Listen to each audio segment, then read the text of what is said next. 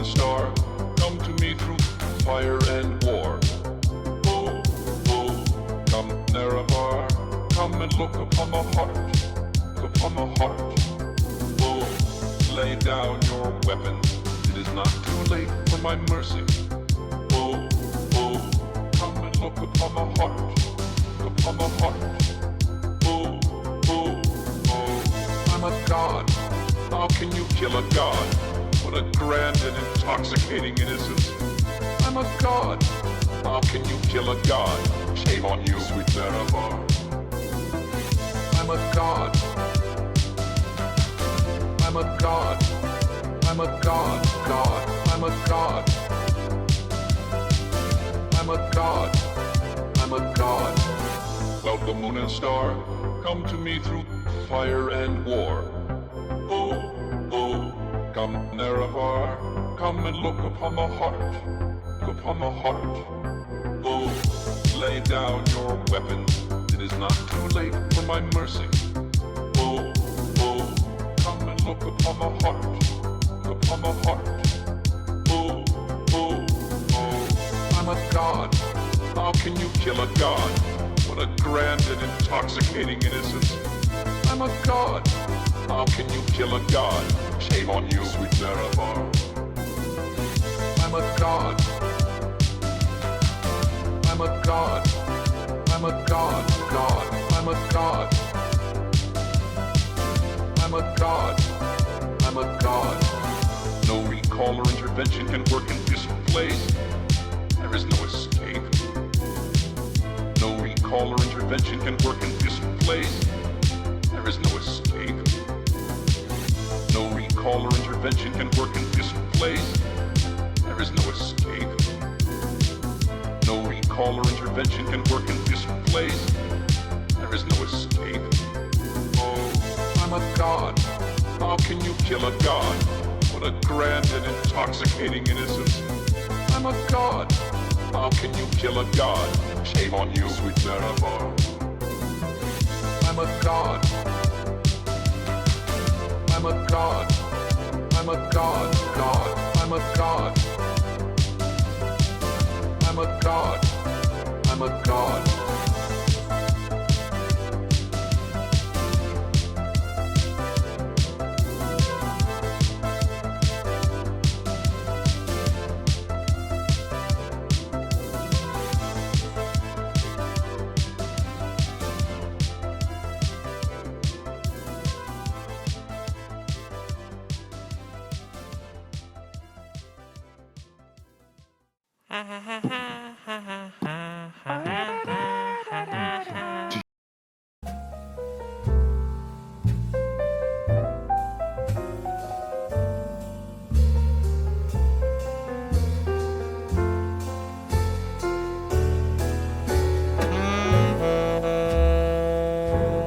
Hello, my moon and stars. How are we all doing? My name is Notepad, and I usually write games for fun. But today we're not going to be writing any games. Instead, we'll be going over a few. And those few games came from a funny little thing I hosted. Called the Y2K Jam. Because I was playing Yik at the time, and I thought it would be funny. Welcome to Jammer Hour. So, the entire premise of the Ultimate OSR Shit Brew Jam was one, how do I want to say this? To celebrate the fact that it's been 25 years since 2000. You're all now tasked with making a brand new TTRPG based on a TTRPG from the year 2000 or before. A Yiksperience, one would say. You can't use D&D or any D&D derivatives. You get to keep things as close to the original as you can, adding your own touch-ups if you so please. This is the year 2000 and before. You have about 25 years worth of games to work with, and as always, believe in you. The people went to work, and many things were discovered, many problems uncovered. But that's half the fun of these things. Learning about all the problems everyone had. Now you're gonna hear some lovely noises. Get ready. Ooh, woo. Okay, there we go. So, what games did people make? Well, we're gonna find out. Now, normally, what I do here, for a normal one of these, where I talk about, I go over them all, and we start off, we have a nice little thing going on. When it comes to all of you all, I don't do that. But why? I don't do it because it's far funnier for me to open things up and see what happens. I have opened none of these games. I have nothing more to say on them. So let's get to it. Bump up my audio a little bit. So, we're going to start off right from the top here. We're going in alphabetical order, so have no fear. We got a total of, let's see, 1, 2, 3, 4, 5, 6 games. We've got 6 games entered. And I gave all of these guys an extra month and a half, effectively, to do this. Still, only 6 people managed to complete it. I'm going to wag my finger at all of you. All of you said you were going to and didn't. Y'all fucking cowards. That's what I'm going to say. Y'all fucking cowards. But, I'm going to start from the top. So, the first game on our list is a 20-page game, Cannons and Cannonades. So, this is by, if I bring up my... Yes, okay, everything's good. Let me, that's definitely the right thing to press. Let's find Jammer Y2K. This is by Blake, by Agent Blake, Reclaim Department person. This is Cannons and Carronades. So, get ready to quarter-baked game. Promise nothing had delivered exactly that. Woo mine. Congrats on being first. Thanks for congratulating everyone. Chungus fart. Also, I'd like to thank Udonless and Rick Sager for following. Thank you all, of course. So, get to it. Let's see. Bringing in old 1700s naval games as captains and admirals. Let's see. Do we have an exact name? Do we have an exact name of this? I'm going to try to find them all. So,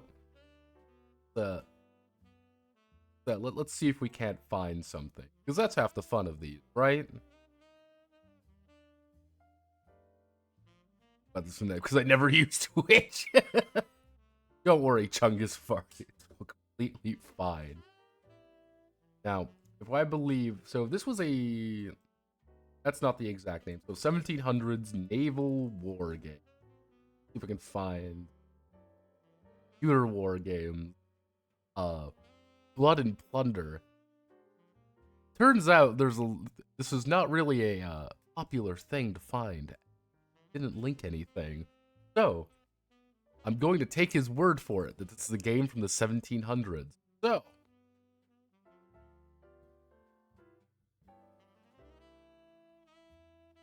let's get into it. So, from Humble Robot, Mighty Ship of the Line, all being combat using rules outlined in this module. Battleships are equal and thus, size. Large vessels in, choke is in the parentheses. Bowsprit from accurate ramming distance. Standard hex map can be used, but a ruler might be more preferable with increment of choice being space. Speed, how fast the ship goes. Direction of the wind. Different sails favor different wind directions. So each sail has their own speed. Speed is represented by XXYYZZ. So, hauled me traveling almost directly against the wind, traveling parallel with, and running with the dead wind, all sailing speed. Let's see. Distance is 3 miles or 5 kilometers per hex. Hexes per hour, HPH is labeled first. Hexes per day or HP second. So, David slot. Let me tender. Be deployed at once. There is a small crane designed to lift and lower votes and supplies. She may carry more tenders than David slots. 2 Davids.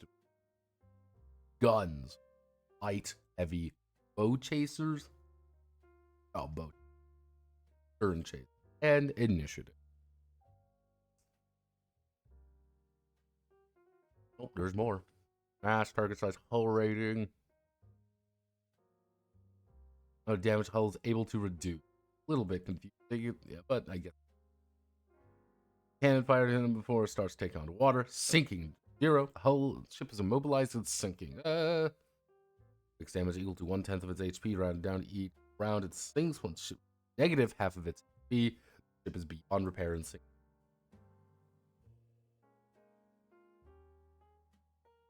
So, ow. Gonna be going through this again. I've not read this, so get ready for boats of boat. Okay. So you want to make a ship. General feel for the smart captain that isn't started steal a better ship. After how deep water needs sheep's fuel, bottom bridge isn't around.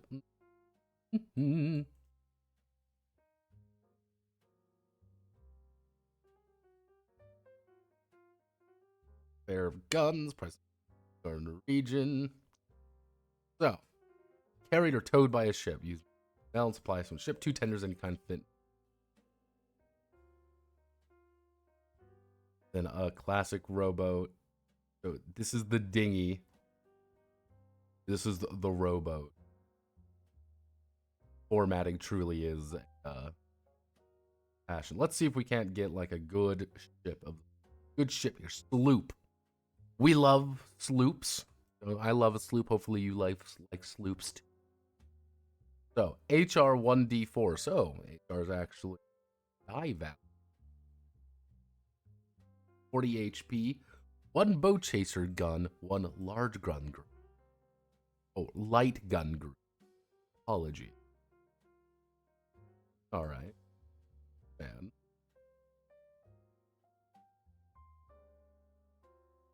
Fleet. I remember using flutes extensively in Sid Meier's Pirates. Still one of the greatest games I've ever played. Fight anyone on that, by the way. Hey, time to cringe a minute over here. Yeah, I have a Sid Meier's Pirate. I adore Sid Meier's Pirates. And there has never been another game to really get me in the same feel. It's truly a miracle. But maybe this will be the game ever. So fully pinnacle shooter. Barks. Sloop of War. Okay, so Sloop of War. Mass 3. 2d4, 58.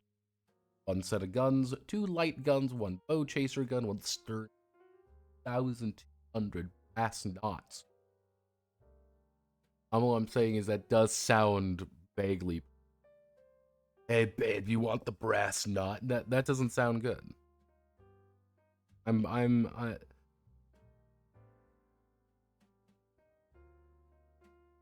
Can you say penis right? No, I cannot say penis correctly. Sorry, Blake.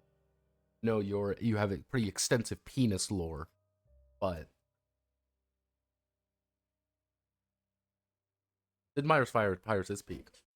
See, unfortunately, my brain has been filled with furry nonsense about the past week. You may be wondering, Notepad, why is your brain being filled with furry nonsense, and why I see the word "not" in my brain go potatoes. The main reason is they cleaned off, in the period of time when I was gone, they cleaned off all of the graffiti in the neighborhood. I'm like, cool. However, there's a new graffiti artist, and it's just a furry. I'm not kidding you. It is literally a guy drawing, tagging his furry OC all over. Multiple people. There are multiple tags of the same furry OC. It's like a stupid I think it's a dingo. It's a dingo or a wolf. Again, I don't have a scribble or poll isn't in here. I think it's the same people who did the furry nah I'd win. Because there are now multiple furry OCs in my neighborhood now. I've got one that keeps putting like flyers everywhere. I've got one that keeps tagging. One keeps doing fucking JJK references on my fucking bridge. I'm like, God damn it, people. Why can't we have the good taggers? Why can't we have the good one? At least they had a little bit of artistry to it. You know, fuck the cops has a little bit of, more of a statement than your furry OC. I don't know. Am I weird? Maybe I'm weird. But it do be that way for me. There's my rant. I've been wanting to rant about this for a while. And thanks Blake for talking about brass knots that I was able to. Gotta get it out there a little.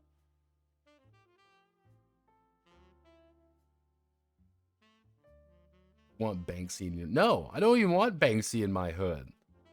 I want a young blood. I want a hero young blood going over there tagging fuck the police on the side of the bridge. I want that because that's artistry. That's saying something. Your furry OC is saying that you want to have sex with animals. I'm like, God damn it. Why? That and they do the solar opposites. Ever heard of that show? The one that looks like Rick and Morty by, I think, the guy who did Rick and Morty? Yeah, someone was tagging them everywhere. I'm like, get something, please, anything else. I will, anything. I am begging you. It's truly pain. Brigantine, Brig with a small mainsail, gold. Target size, 2d4, 6, okay. Easy enough to understand. Frigates. And then we have the Patriot 44, baby. Galleons, we all love galleons, ships of the line. So, main defense against two types of guns are cannons and carronades. Cannons are long, smoothbore guns. Cannonballs at long range. Tire fit made to fire cannonballs with grape shot. Light cannons can, but heavy guns can only fit the head. Okay. So if I go for...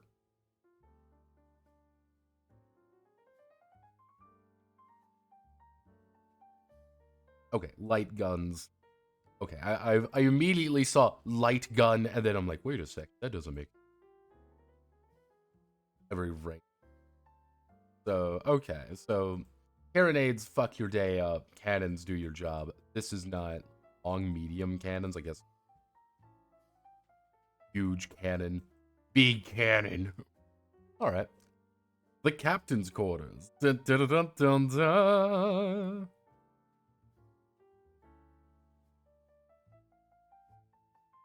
Truly nightmare. So, we got our social attributes and our combat experience. Alright, so allegiance. Captain should dedicate to a country, a mercantile company, or a personal gain. Each gives a dice for social attributes as well as total. Choose your affiliation. The Navy. In the Navy. You can sail the 7 seas. In the Navy. So let's say we got 1, 2, 3. Got 4. So you know what that means, everyone? That means I get out my dice.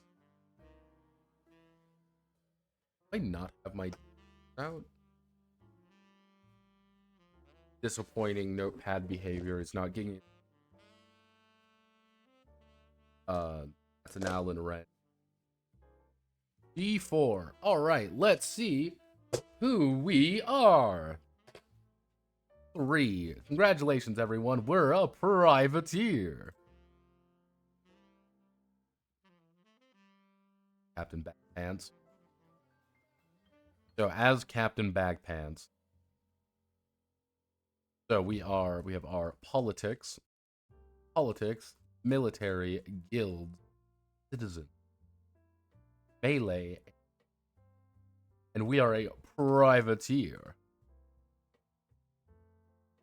And as a privateer, so private military, any protection, hire retired, thrown away veterans of various nations. So we've got a D8, D8 military, D8 citizens, D6 guilds, foreign politics. Fighting skills, self-trained.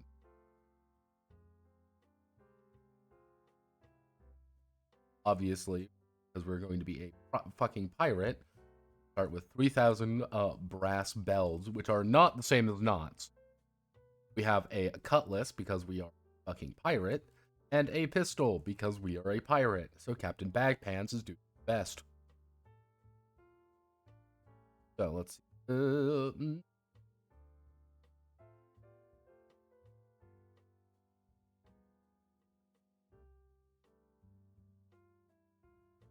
What? Yes.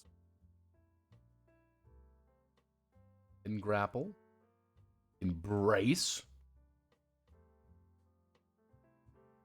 Then grapple. So we can grab your weapon, or we can grab you. Finally, the true Gachi Muchi pirate. So my cutlass. Damage. My pistol does 8 damage. With a 10-foot span, with 10 foot and 4 round reload. 4 RR. The field of battle. There we go. Successfully created Captain Bagpants.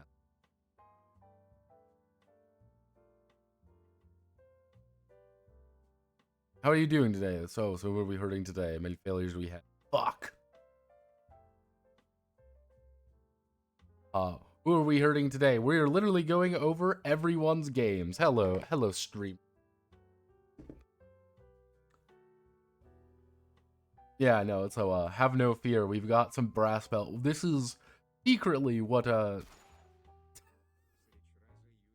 you summoned him and then proceeded to shoot him. Truly.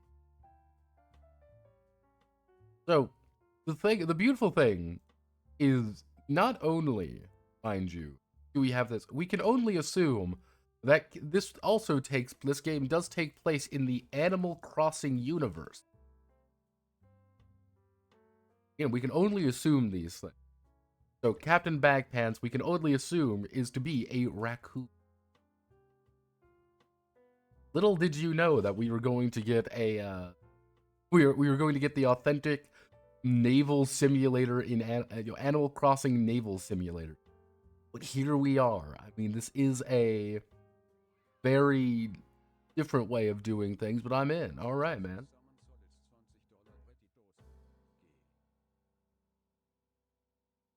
Chill. So, make this right. The toaster has been summoned, and then the toaster's immediately shot in the head.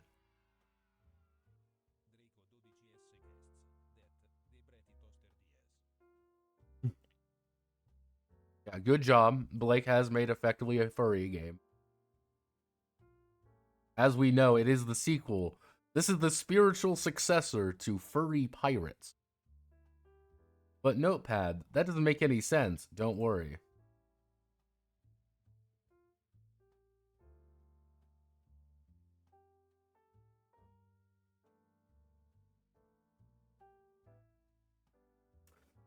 People are pinging me.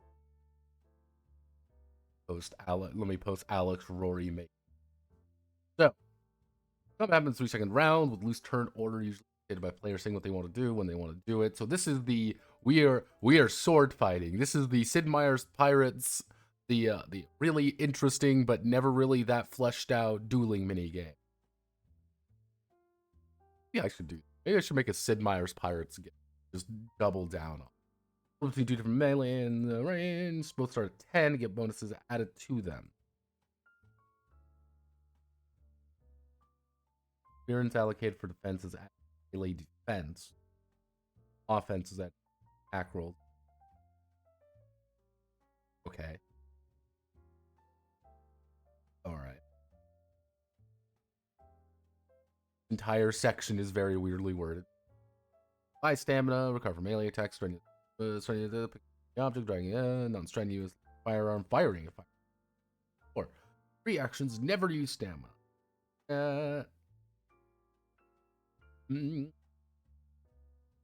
So 2, make an attack roll 2d12. So it's a 12 game. Attempt to beat the opponent's defense.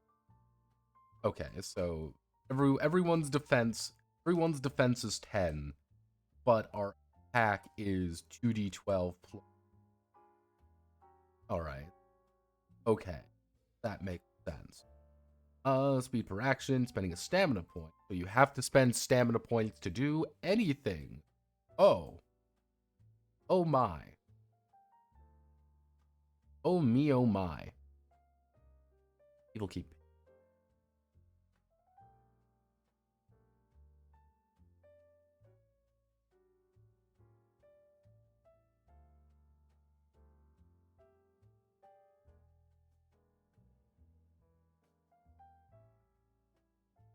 Damn it. Jover Nova has a stealing ideas while he speaks. Yes.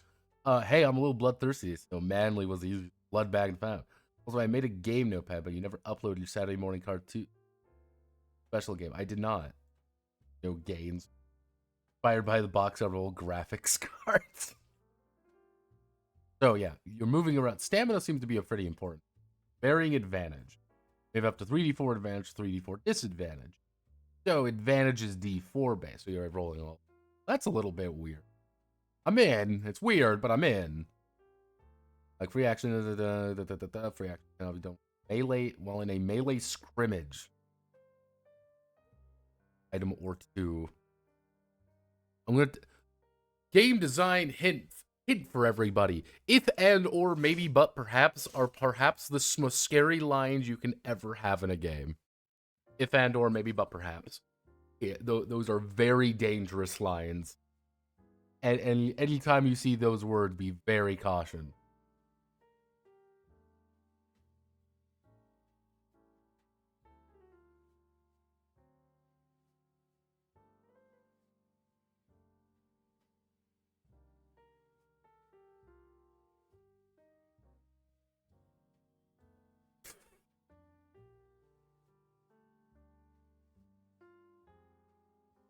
Everyone's just like, oh, it ain't finished. It ain't finished. Nah, it's finished.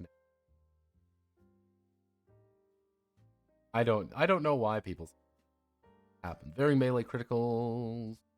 Better to hit on the point of the for every 5 damage with the defensive attack roll. Why are those words dangerous? Because the second you put a if and or maybe but perhaps statement there, invite a lot of, well, if this happens, then this happens. Oh, well, this happens, so this happens, but only if this happens, or if this happens. There's a lot of, you add more variables. You can still use them, they're fine. Just be cautious. It's like pulling an item or 2. What does this mean? People are going to fight you on. They're going to say, well, this item's small enough. Well, no, it's not. Well, it's or 2, so I can do both. No, you can only do 1. No, you can only. This is just, it's a little thing. You can say, you can pull an item off your reaction. Done. Easy enough to understand. The second you start introducing words, again, if and or maybe but perhaps, you start having to ask questions. And questions can be very unfun. Little things. Opening a door, closing a door is a good example of it. Let's see, very merely criticals, range criticals. The fact that these are different are a little bit. A 1 die and add the normal damage die to it. Hey, wait a second. Hey, wait a second. Is this supposed to be a D8? Like a D8 or a D10? Or is it supposed to be a flat value? I see this as a flat value. Not going to think about that, are we? The less we think about it, the better. So, range increments, throw weapon maximum range 5 range increments away, attack from hidden range.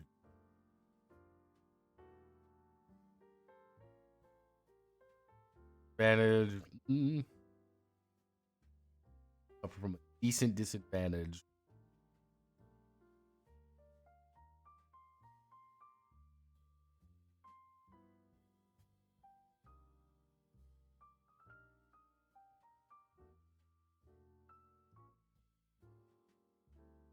They have decent disadvantage in all attacks, so decent.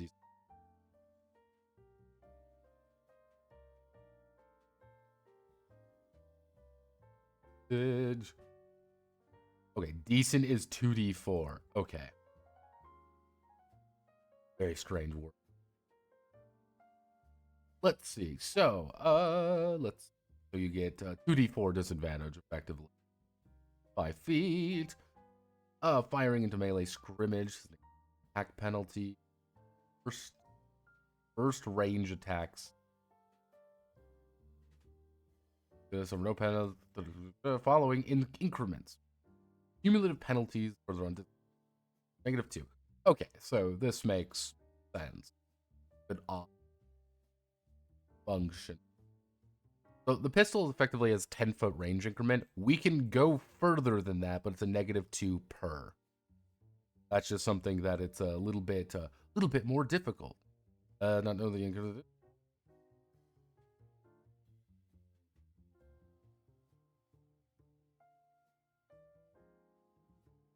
It's 2d12. It is a 2d12 game with the d4 as your modifier. So instead of a +2, you roll 2d12 plus d. That's your basic. From what I'm getting anyway. Maybe things might be different. Don't real ideas have been put down, but ideas have not been delivered upon very well. That's half the fun. This is why we do these things, so we can see what we made mistakes and what we want to expand upon it.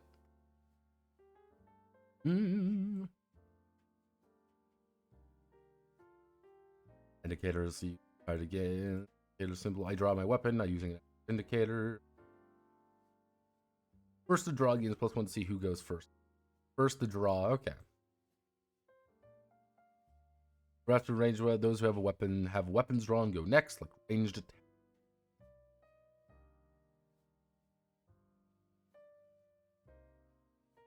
Ready attack first. So all range experience, range attackers are time. After the ranged weapons attack, those have weapons drawn go next. Those who have the higher range experience attack first. As well. I was correctly attack. There's armored defense. So who hits the initiative? Both hit each other's. The other gains the initiative.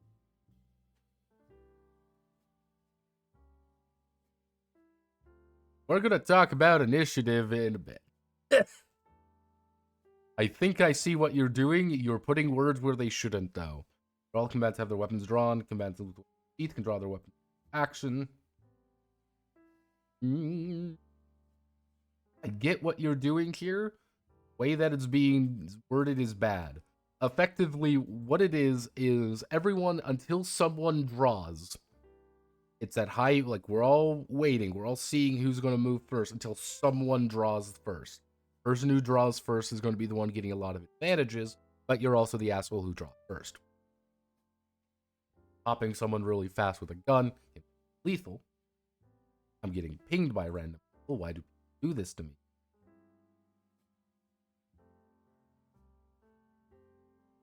Ugh.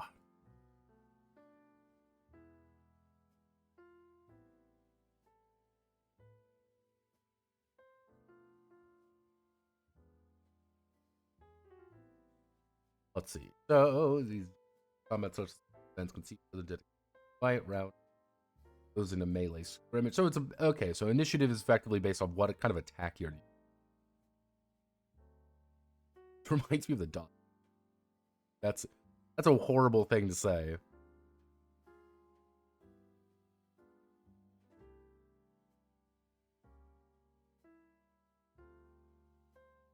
Initiative is what, yeah, that initiative would be actually a initiative is it's astounding what initiative does to a game.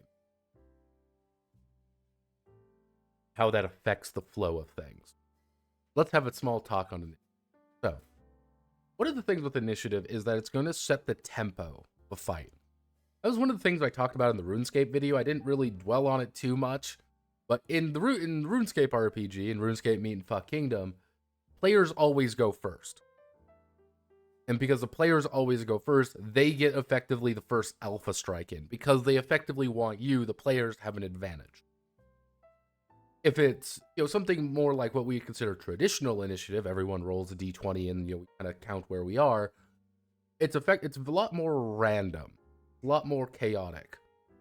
This is why unironically, I've been slightly going back to the very classical way of doing it, where you re-roll initiative every round. Because that gives a good frantic beat to things. I think the ultimate question you always have to answer with initiative is, do you want a very frantic initiative? Or do you want a very set initiative? Very frantic initiatives are very chaotic. They take a little while, but it's who knows where anyone is going? Where am I going? I don't know where I'm going. So it's like more of planning is a lot more dedicated. I have to think ahead. I can't really think ahead. You can't really plan because, oh, I have advantage. Oh, I don't. Oh no, this, that. A more set initiative is a lot faster. It's a lot easier. People in melee go first, then people at range. Like, you know what's going to happen that round. And because you know what's going to happen, you can plan ahead for it. And that does speed things along quite quickly. But you do lose the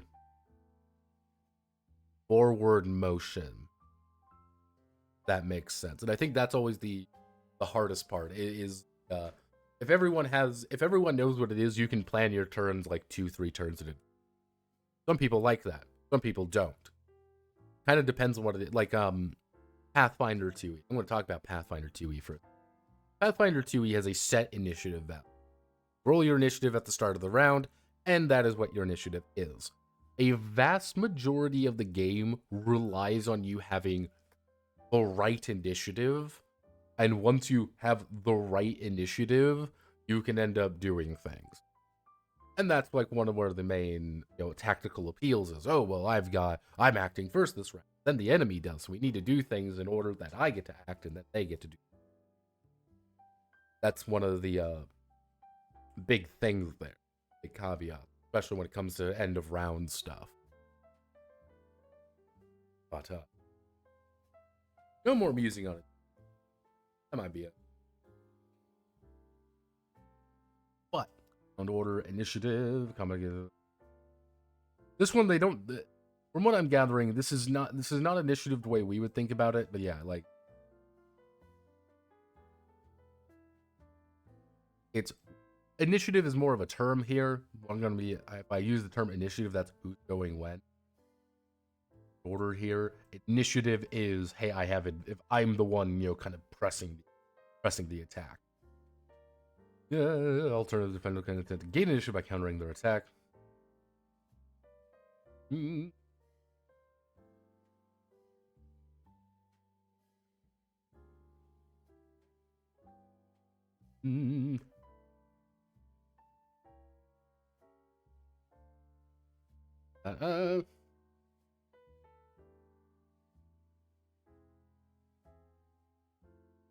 That's the initiative order here. Yeah, everyone just shouts what you want to fucking do.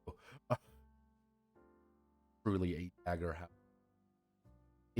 heart thing. Let's see. Draw their weapon. While you feel banded. Prone, collision, half cover mode, cover complete. All of mankind have 50 HP. You cannot gain HP other than temporary. Attribute is damage negation. What constitution attribute? You baboon? And you suffer from injuries. Don't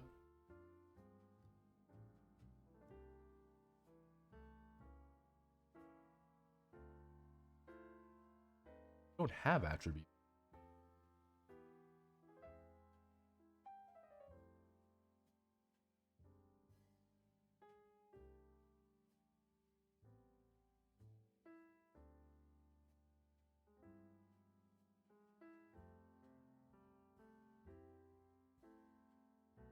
So once you -5, you can be a maim or stabilize. But stabilize or continue to weigh until health. I have 0 health. you gain an additional injury. So you just get fucked up pretty. Death by 1,000 cuts is scary. But let's, the last 3 pages, the actual boat.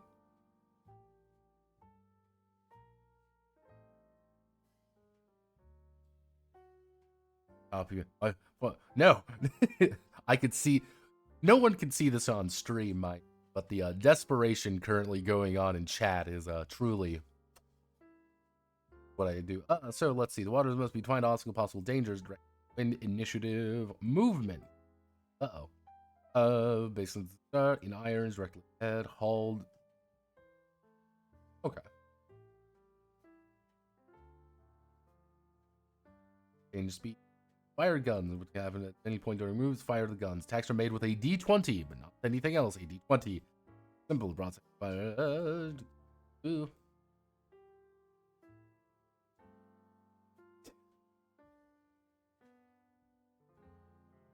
Well, it's definitely a game. Little thing, is this the first game? Yes. And generally speaking, some of the ideas work pretty well. I think it's a little bit of, and as you said, copy pasting different things. You could most likely, if you wanted to expand upon this quite a bit, I would say simplify this up, keep this nice copy, because the only reason that in the pirate fantasy, I think that's the ultimate Age of Sail fantasy. The only time that you feel like when you get into a fight, when you get into a cool like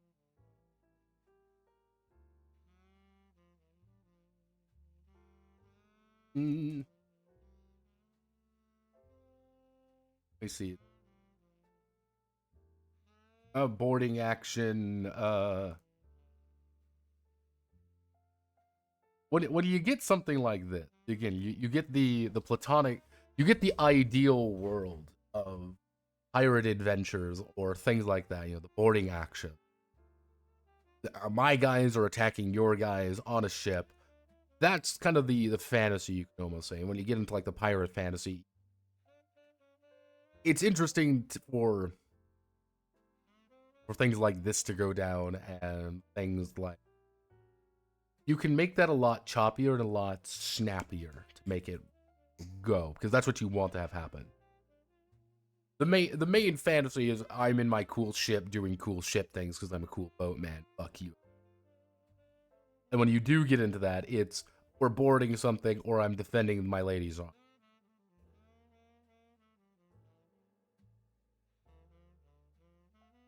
My mom is going.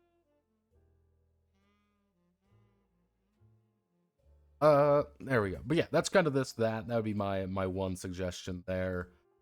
And when you are making a game called Cannons and Carronades, boat stuff should be in. Just a little note. Little hint from the family. And how would you make a Sid Meier's Pirates game? Yeah, he didn't show up in the final note to stop because several breakthroughs. Right, isn't the Dazzle camo, because that would be hilarious. We are not playing World of Warships. Like, yeah. Not playing it World of Warships yet, everybody. So,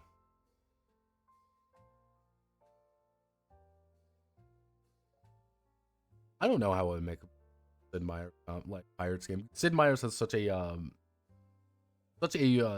dedicated thing. So, the next game on our list is Faking. So, Faking is by Prof. I believe he is German. Does not let me see. Does he tell me what his game is? No, of course he doesn't, because none of you do. Okay, so I don't know what game this is based off of, but have the fun. So I guess we're going to figure out what it was. Legends say that any mortal who consumes the soul of the Fae King kept in his heart will be granted a single wish. But beware, for any Fae that consumes a mortal's heart will be also granted. If you fall asleep in a fairy ring, you can be visit Elfim, Elfame, Elfland. Fucking elves. The Scottish term for fairyland, realm of fairies and fays. Elfheim. It's a hack of Puppet World. Have you know it? Let me. I'll I want everyone to know that I looked up Puppet World, and the first thing that came up was Little Big Planet. Like, good old Little Big Planet.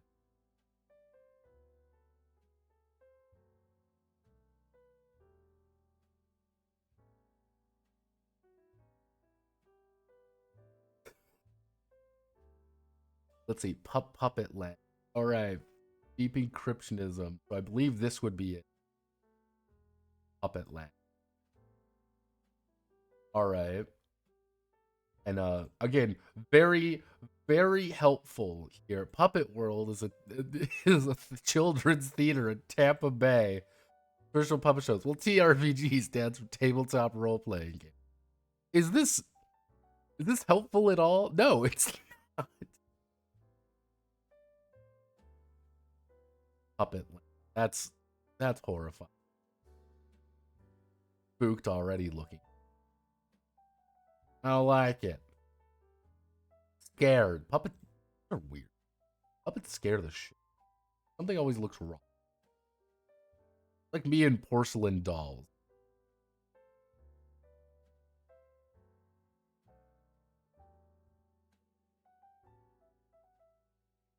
Again, it's Alfheim, isn't. See, it's just me and Notepad's microphone cutting out too early. I do not know what's been going on with my microphone. My mic has been extremely sensitive recently.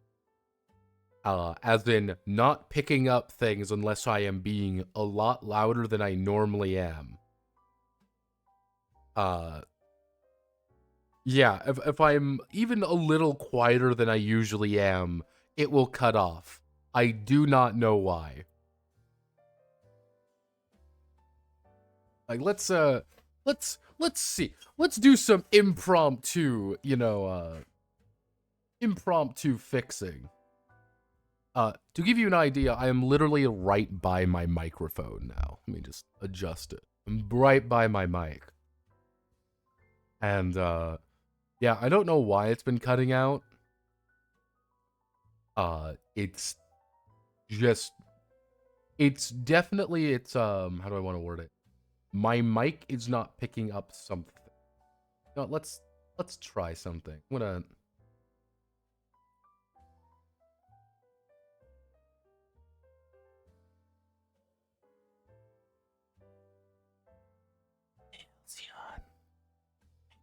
What's up?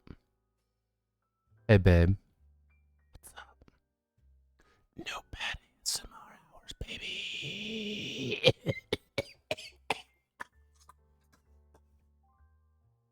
Sex. Sorry, everyone. I'm going for my, hello. Like nailed on chalkboard. Oh, goodness, yes. Okay, so... Notepad ASMR, sound of ruffling papers. Yeah. Eh.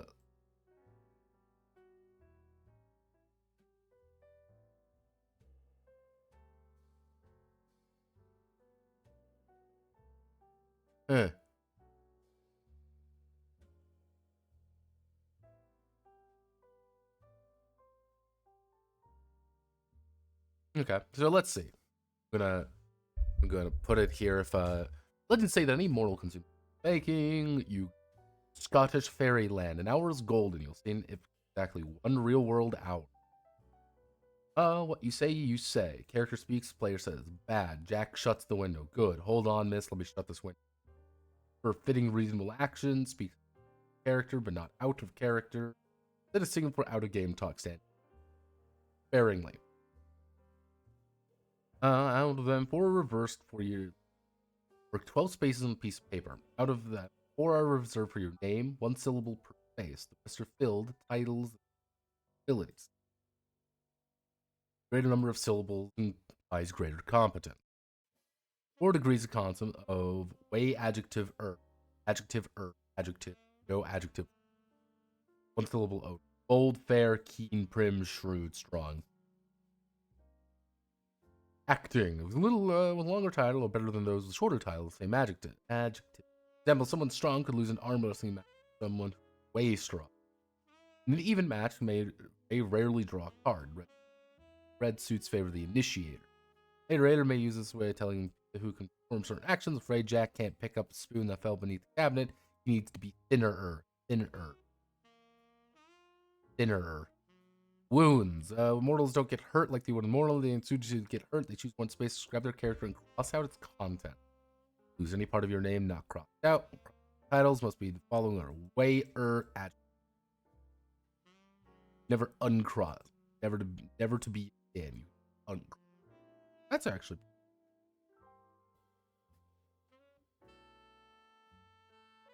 Alright, I'm in.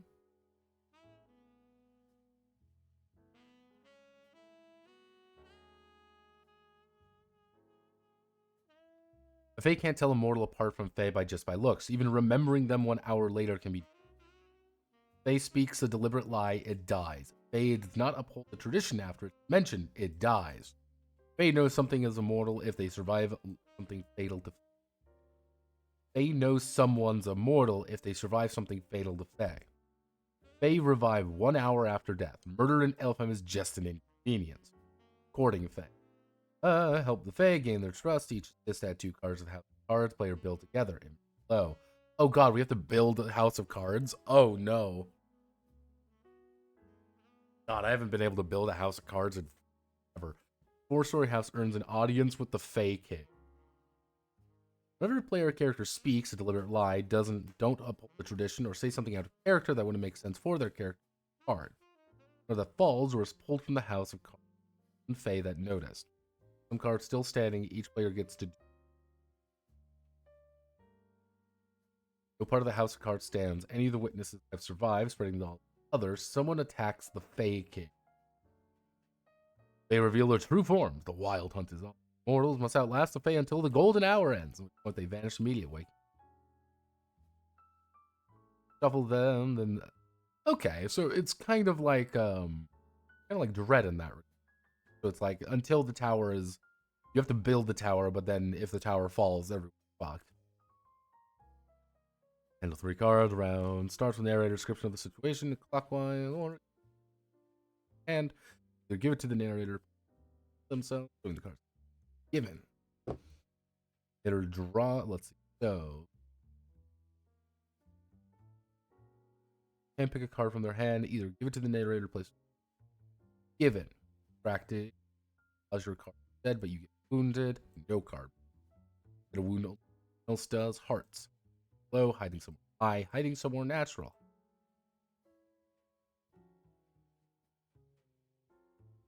Alter in there drives a card or given one. Alt face field. The Fae will find and wound any mortal whose cards suit narrators. Alright.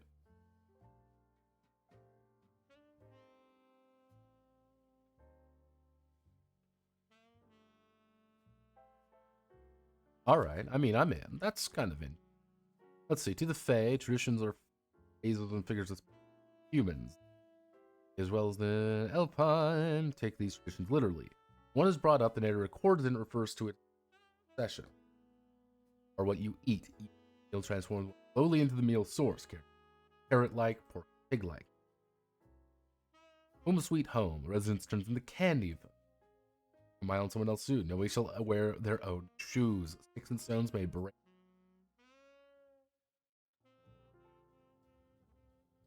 Sample Fae. It for the sake of brevity, way keener.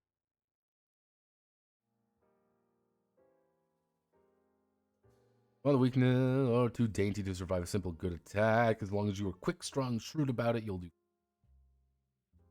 that. Especially considering the average Fae King is way stronger, way sly, thinner, way shrewder, and so on. trick you into uttering a lie or break tradition. After a soul is consumed, a new Fey King will arrive. Wishes. Hack of Puppet Land written by Fey. No wish may change this fact. A mortal who gets never again welcome. Alright. I like that. That's nice.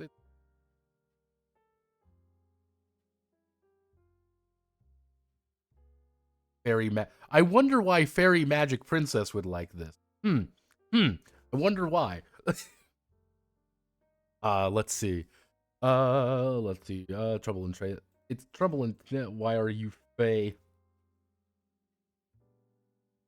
Social game mafia within a teacher. Still pretty neat. I wrote this less than a week. It ain't perfect.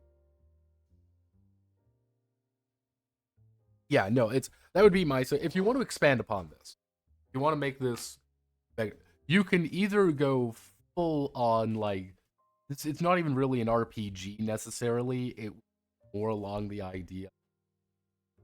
How do we get to the Fey King to do things?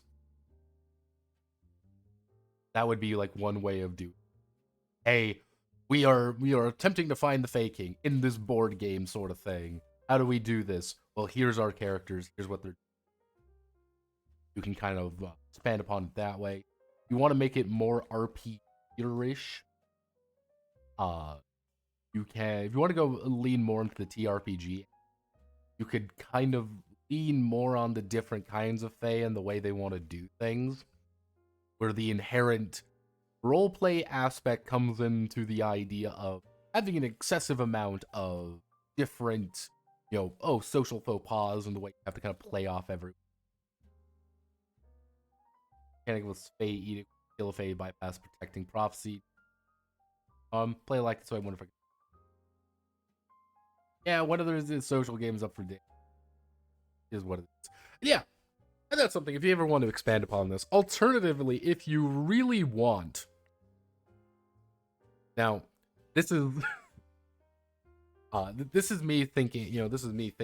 You could make this kind of like a weird education game, like try like literally getting people to spell things right and shit like that. That's how I immediately was reading this. It was like, oh yeah, this is how you get people to be like, hey, I want to expand upon words to do better, to do something. I need to literally use different words to do. That could be interesting. Your card system works pretty well if you want to, again, expand upon that a bit if you absolutely must. But yeah, interesting game. Oh, it took a week to write. It looks very nice though. I like it. Good job. We did it. We're going to the place beyond the sky. I'll have to look into Puppet Land as well. So thank you. I'm gonna have to go look at fucking puppets. Do you believe he said the original Puppet Land has even less stuff to it? If you've got Puppet Land, put it in submissions, man. I will go over that game. Alright, next we have Starfarer. Alright, everybody, let's all raise our hands. Can you determine what this game is about? Can you figure it out? Thank you very much for following Con Neo. Warhammer 40k Death Watch. No, okay. Come on, I believe in you. Really think about it. Really, I bet this is fantasy. Traveler people. So, as a post-mortem, I say something to my thought process. I have to jam what I made here. Pretty creative. So, okay. Classic mongoose. Yeah, this is a classic traveler. Science fiction role-playing game of the far future. Reach the stars when exploring and colonizing many planets. A galaxy full of both flora and fauna and ruins. Technically, it'd be flora, fauna, and ruins. Ancient alien. Technology may have advanced greatly, but the core of humanity is still the same, with conflict in our way of life spreading in the stars. Let's see. Star Empire, Death of the Last Emperor, Great War, Fragmented, Pieces of the Millenarian.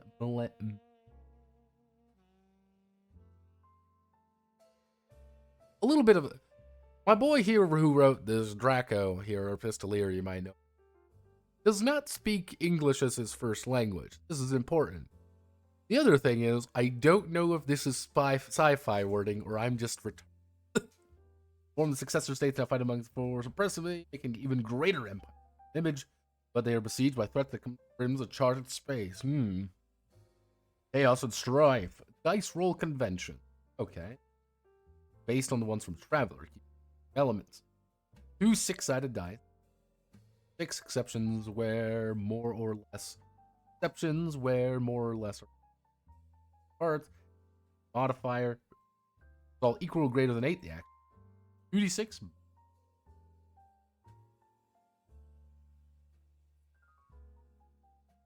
Malaria Empire. Real.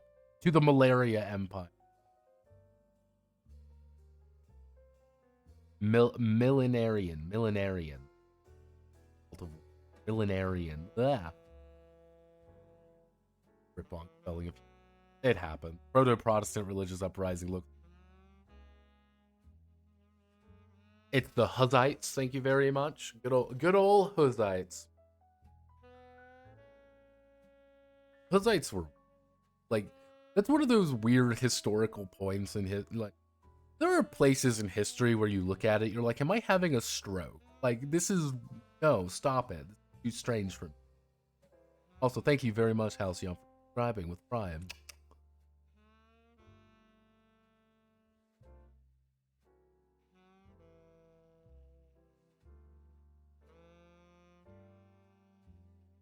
All right, everyone, you know what this means. Essential part of Starfare, alter ego. Make their own characters with a series of dice rolls. Oh boy, everybody, it's time. We're gonna make a character. Strength, Dex, actually no. Strength, Dex, endurance, intelligence, education, social standing. And of course, we're going to be calling, his name is going to be called Boat Pants. Boat Pants. So, let's see. For characteristics, social standing and noble title. Universe of stars, social. Part of the ability. On. Specific value, social standing, or different titles. Government titles are presented next table with equivalent female version in parentheses. Marquis. Discount. Generating scores. Iron Man mode. 2D side characteristic order presented the characteristic. Roll 2d6. 2d6. 6. Okay, now we're gonna be real heroes and do Iron Man. My mama didn't raise no bitch. So, strength. 10. We got +1. Oh yeah, we're jacked. Dex. Oh yeah. Oh yeah, we're so back. 8. Okay, maybe we're not as back as I was hoping. Okay, everyone, come on, Captain Boat Pants. Oh. Okay, Captain Boat Pants, we're making it. You can still do this. Believe me, Captain Boat. Captain Boat Pants is not a smart man, but he's trying his best.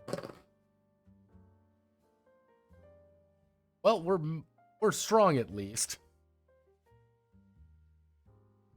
So skills are very important. Before embarking on a career, they are allowed to pick 3 different skills at level 0 from the next. Why are people pinging me so much? All I want to do is talk about meat and fuck kingdoms.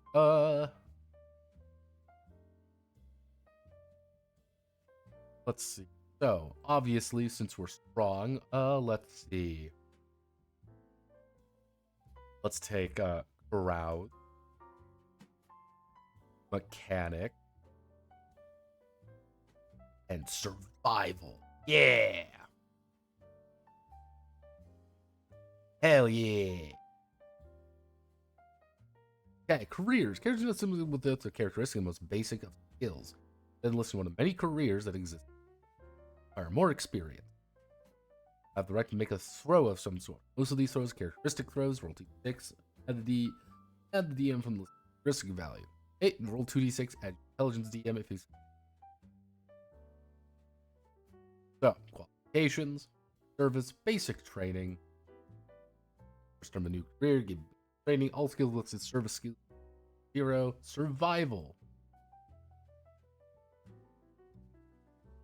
Commission checks represent officer. Join the ranks of commissioned officer. Non-military careers, however, commission checks represent. Some careers do not have an established hierarchy, and so do not have offer.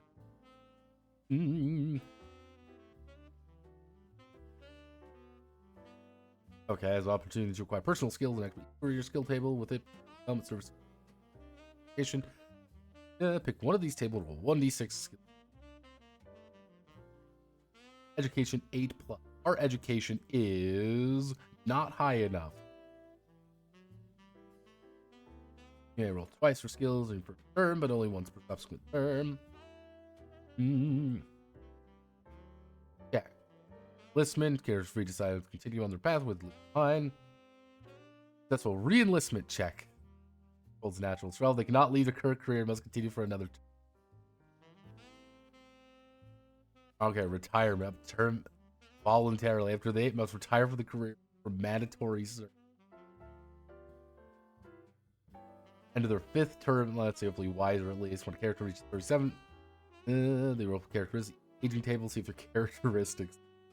So, once we get old, damn, mustering out. Leave the career for any reason. Must benefit. Cash benefit.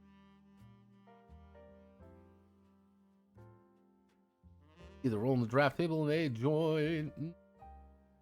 Fails the roll to qualify into a roll on the draft table. Join the drifter career. Okay. Wiser army drifter. So, I want to join the army. Go to the army. Captain Boat Pants is off. Try to join the army. So, let's roll 2d6 plus my endurance of 0. Do I get it? I do totally get it. So, we qualify for the army. I love qualifying for.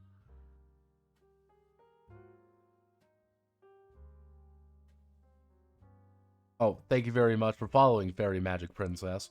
Here's character sheet for each. Far funnier to do it.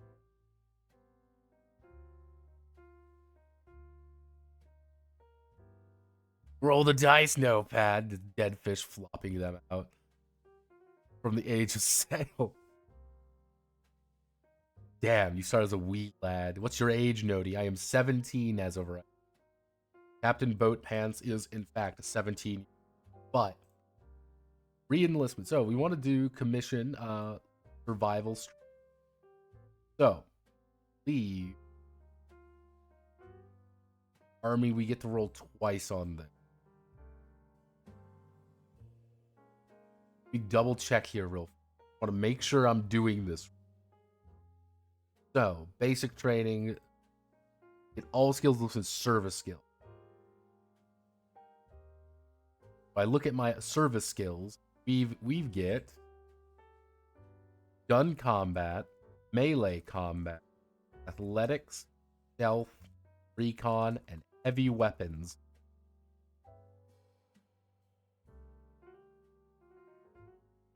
As you can tell, we are capable soldiers of fortune. So, then we get to roll twice on them. So, what we're going to do is we're going to roll once in personal development and once on service skill. So, personal development, +1 strength. So, our strength is now 11. Then we're going to roll on our service skills, and we got a 4. Means our stealth has increased. That is the first year that we successfully done things. So now I go up here, and let's see if I roll for survival. So I get a +1 to my survival check. I do succeed. Do I get commissioned? I do get commissioned. 6 up in my endurance. So go me. And my real, let's see if I qualify for commit.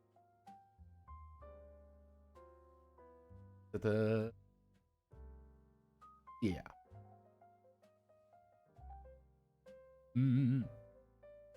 So we go from a private to a officer rank. So congratulations, we do increase our better our job.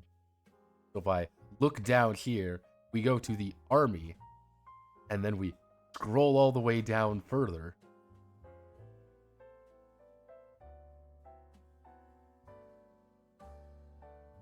Are a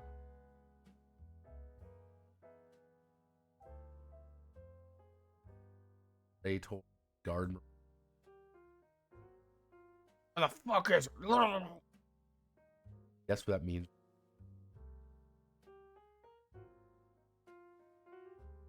Yeah, we're a corporal. Yeah.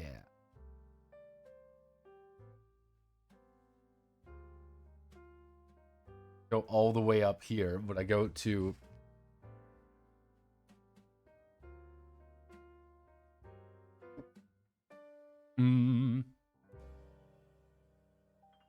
officer rank 10. So we need to find the officer rank.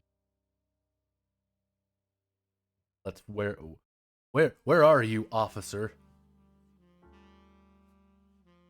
Officer. There we go. So it would.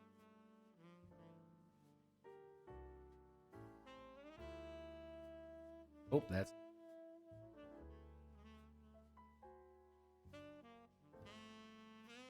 Fucking blind.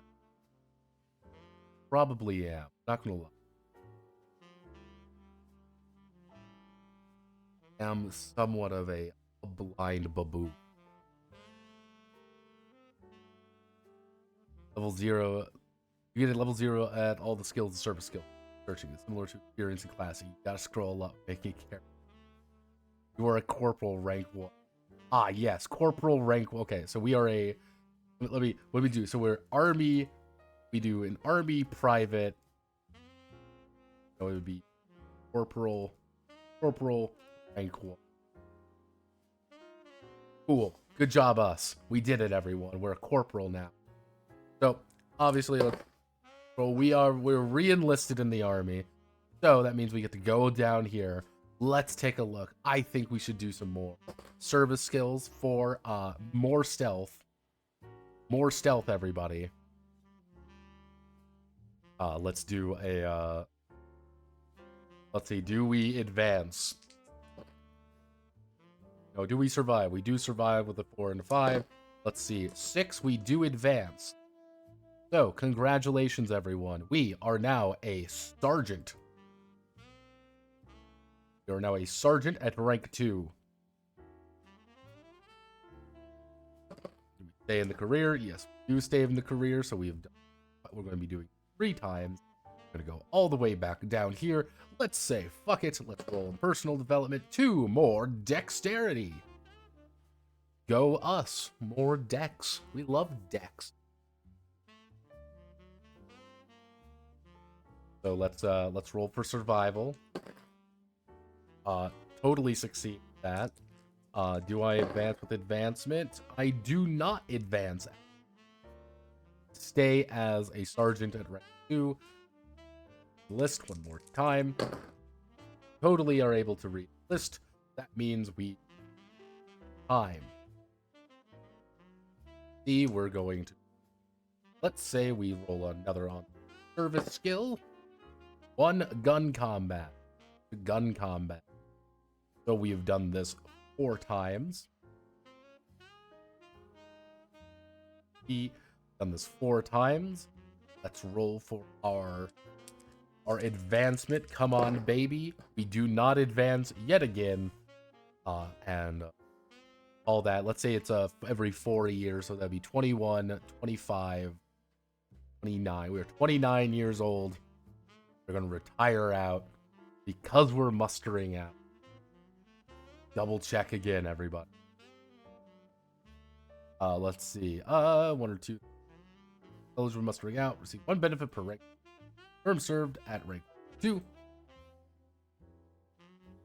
So, that means if we look here,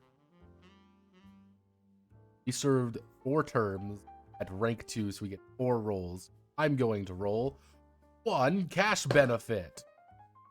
2,000. Another cash benefit. 2,000. Fucking poor. 1 material benefit. 4 armor. And a final material benefit.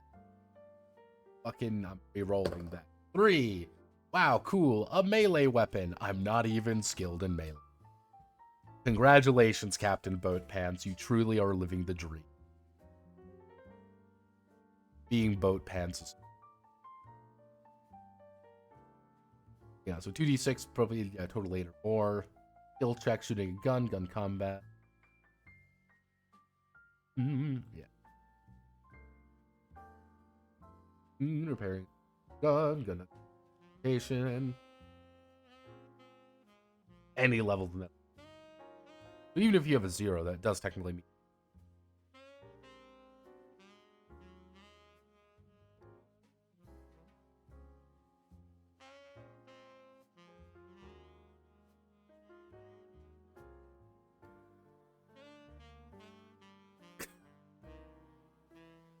That was kind of the point of this jam, was OSR without any of the D20 stuff. Let's see. So DM plus. So yeah, no, this is pretty standardized stuff here. Nice and easy. Uses this communicator, sends a message to a group with cavern system, since cavern system signal. Comms 2, that's for total 3. Go. Skill description, a lot of different skills. I do like how they all technically are. And computers, yeah. There we go. Nice and simple. Yeah. Then there's also the Jack of all trades skill.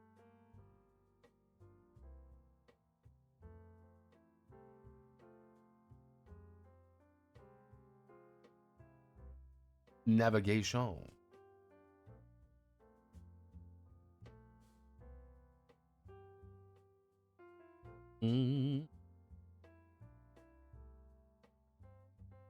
Recon.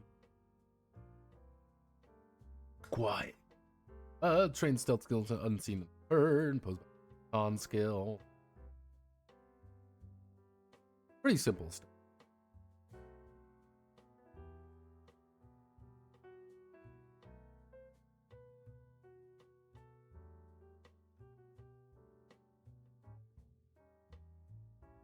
Combat round, dynamic initiative. Score may change by reaction.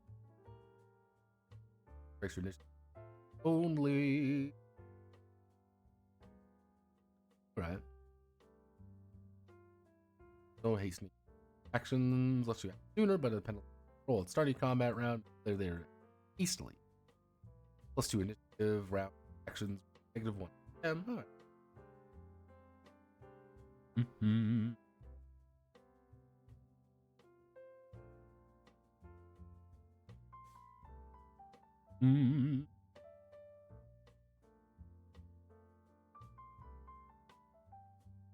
Seconds, miscellaneous, attacking, rank D. Of course, Dex Kings keep winning. Dodging.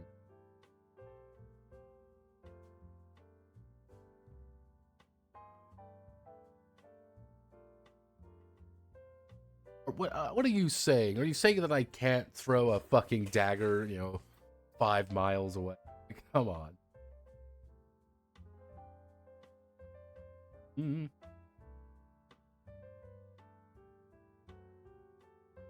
Alright. Or extensive pose. 8 point them. Target is wearing black jacket. 2 in total. Nightly battle just inflict. Yeah. It's... How do you cut down Traveler to its bare necessity and still maintain that it's Traveler? I guess the setting seems more. I'm out of the loop. Isn't OSR supposed to be departure from 5e brain rot? That's the majority of the modern. Why do people conflate the two as the same? Like I can't see some shadow, obviously, or light, the entire move in general. Like the concept of the OSR, the old school revolution, is we want to go back No 4e, no 3.5, none of that shit. I want to play old school D&D, and we want to play that old version I remember playing, growing up with. That's why you get a lot of those imitations. Flame Princess, you have White Box, and then over time, OSR started to fracture in on itself. That makes sense. Is a lot of the you can kind of say that there's 3 OSR moves. Like at its core, you can say there's 3. The first one is D&D bad. I want to go back to when I was 12, which is we want to recreate AD&D. We want to go back even further to classic D&D. We want to do something like that. You can see a lot of those kind of games. Basically.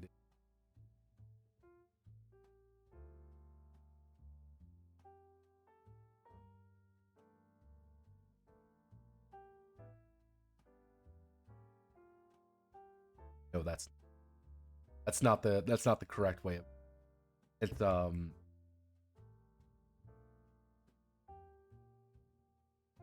what is the basic fantasy, things like this.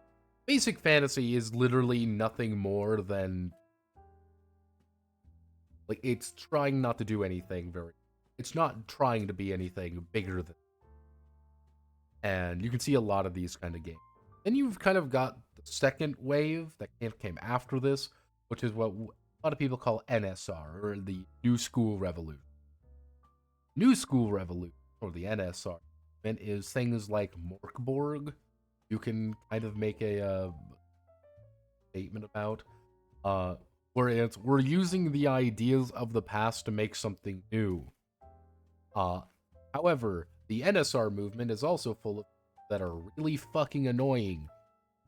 And because they're annoying, I don't like them very much. You get a lot of things like Morkborg, which is 900%, book and 0% game. A lot of these things really hate the fact that they are a tabletop game. Unconquered was another one. Notice how you can't even see Unconquered. Hi, Unconquered. Like, Unconquered was kind of the same idea where it's like, we don't... Unfortunately, we are a TRPG in my art. You have a TRPG in your art. That's what we kind of... That's how I've ended up conflating the idea of, like, the NSR. My idea for, like, the OSR movement is we should look at older games because older games were interesting. And because older games were interesting, you can learn a lot from and make interesting things based off.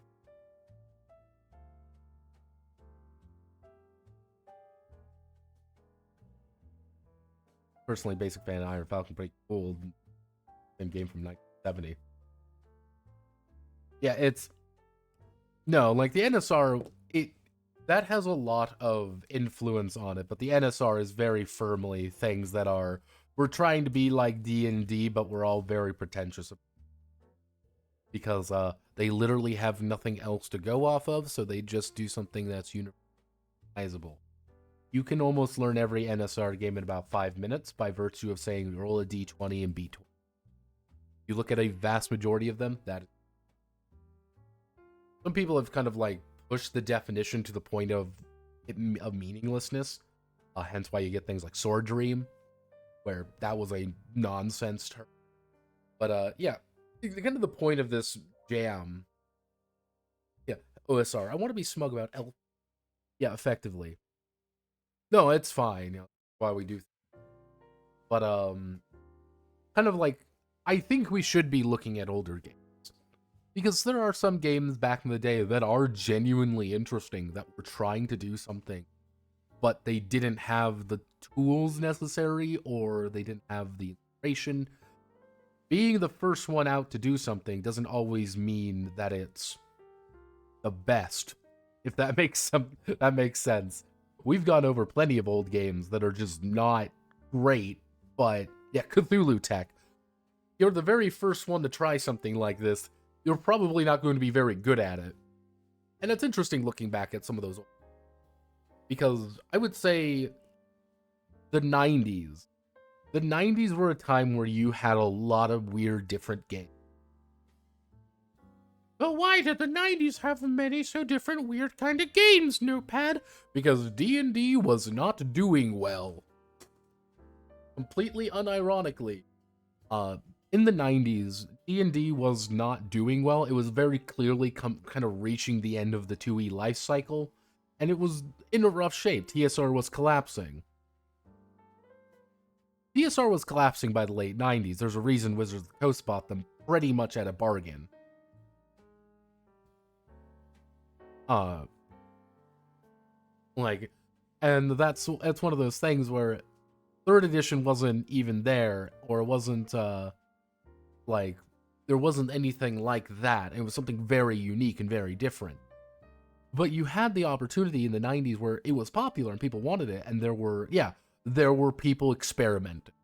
Because you could make money off it. No one really knew what was going on. Shadowrun was popular. World of Darkness was outselling D&D by a significant margin. But then that kind of broke. Everyone making their own, dude. Not really. It's a very different thing.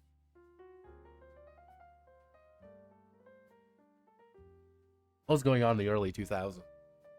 Generally speaking, talk about TSR was dead, but it was being... 3rd edition was coming up through Wizards of the Coast. That was the big thing. Wizards of the Coast was making 3rd edition, and in turn 3.5. 3.5 and 3rd edition 3.5 did not last very long, relatively speaking. It lasted about 8, which seems like a long time, but that's 8 years to 4E, where we're on year 10 of 5E. Gotta remember that. We're on year fucking 10 of 5. It's... What happened with White Wolf is White Wolf overexpanded. That's kind of one of the big things is White Wolf really overexpanded, and there were a bunch of different game lines and people weren't buying those, and it was like, well, we don't really want to do that. And then it's their main audience, that kind of goth culture, shifted away from them and went online, where it didn't really have the same infrastructure we have now, which I think is a very different thing. Because if we think of, I want you all to remember the early 2000s. I want you to remember that. 2004, 2005. Some of you probably can't because you weren't even born then. That's something you always have to consider. But, if I wanted to go online, it would be like a chat room or something like that. Not this. What we're doing right now is not possible back in the day. And that word of mouth was a lot different. Well, that's kind of one of the ideas as well. And can't wait for Half-Life 2 and Oblivion to come out. It's the way that things are approached are a lot different. And when people shifted online more, White Wolf had to appeal to gamers. The guys who wanted ridiculous things that weren't selling, and then that... All of the money from the 90s dried up very quickly when the 2000s came. A lot of people were deficit spending for the promise that it was going to... The money was never going to stop, and then the money stopped. Effectively, I would say there would be 3 times. I talked about this before. There were 3 times when the crown was cracked. 90s was the first time. You really had a chance for another game to show up, but no game really did. And I think that's one of the problems. No game really could claim that crown from D&D in the late 90s. First mover advantage is too powerful. It's not even that. It was, people had the opportunity, it's just people were always looking at different demographics that were not established. D&D did not need to appeal to anyone except fucking nerds. The fucking nerd audience is a big one. That's what White Wolf kind of pivoted toward, but they didn't want to play that. That kind of alienated their original crowd. It was a whole cycle. But then, second one was during the heyday of 4E. Like, the thing with 4E, you always got to remember, 4E was not popular. It was actually not, how do I want to word it? 4E was popular, but it was very different.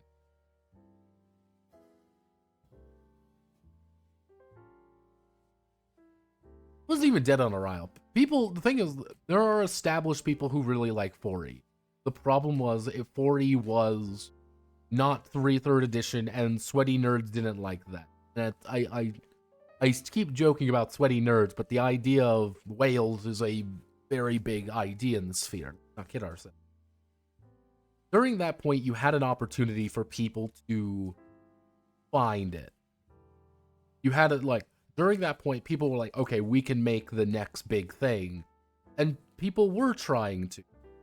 And that was one of the problems. People were trying to make the next big thing. But then it was the Forge, and it became very indie focused, and the fact that the indie sphere is so, to give you an idea, Powered by the Apocalypse is made because 4E exists.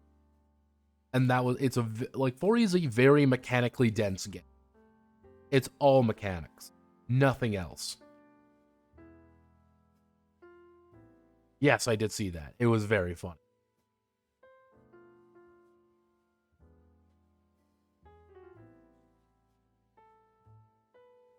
But like, get that, well, the thing is, they're simple. A lot of the 90s, that was popular because all the guys who grew up reading Moorcock and all like the 70s stuff, like 70s, 80s stuff, all those guys became adults and started writing. Or in Turn of Dark Tower, it was just Stephen King wanting to write something weird. Like, that was kind of like, all the people who grew up with all the weird, cool shit grew up with that. But now, what's happening now is everyone grew up with Lord of the Rings movies.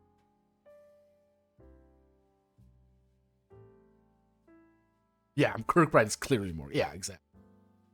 Like, there was a Planescape book for 4E. 4E was popular. I think people, like, we shit on it now.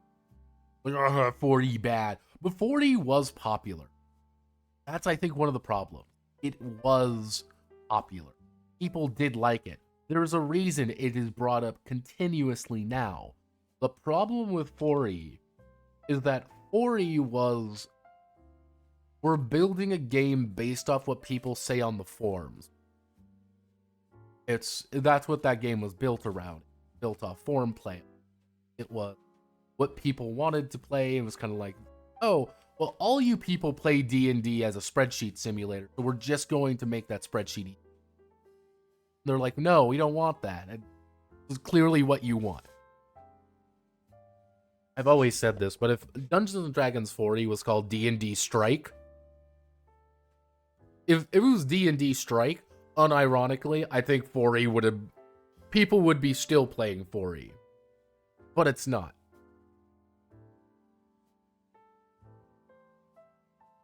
That's kind of what happened there. Oh, God.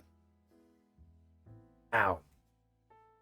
And that's when you kind of had like a time where you could, the crown was broken. You had a point where people would do things, could make games that were different. But they didn't, because the people who were making the new stuff were very indie, were very underground, and very esoteric. You need, effectively at that time, is you needed something very reliable to come out. And that very reliable game should have been something that people care about. Oh, cool, it's a Lord of the Rings game. It would have been $8 billion. I can't believe it's not Lord of the Rings would have made $8 billion at that time. But we couldn't do that because you had Coda out and we couldn't do that. It was kind of that idea. Like, you needed something at that time to tap into that market that was feeling underrepresented, but still feel like there. A lot of the guys with like the Forge and the PBTA angle. Oh, 2008 you could. Easy. Everything was Google. Remember Google Circles? Remember Circles, everyone? Like, you had communities there, but they were a lot more, Google Plus, yeah, fucking Google. There's still so much shit that was, like, earlier than that, it was a little bit different, but yeah, kind of that 2008, 2009 area. And that's when you had a problem, and you look at that, and it's like, okay, the people making really esoteric stuff was too esoteric. Try getting someone who likes D&D 3.5 to play Powered by the Apocalypse. That ain't gonna fucking work.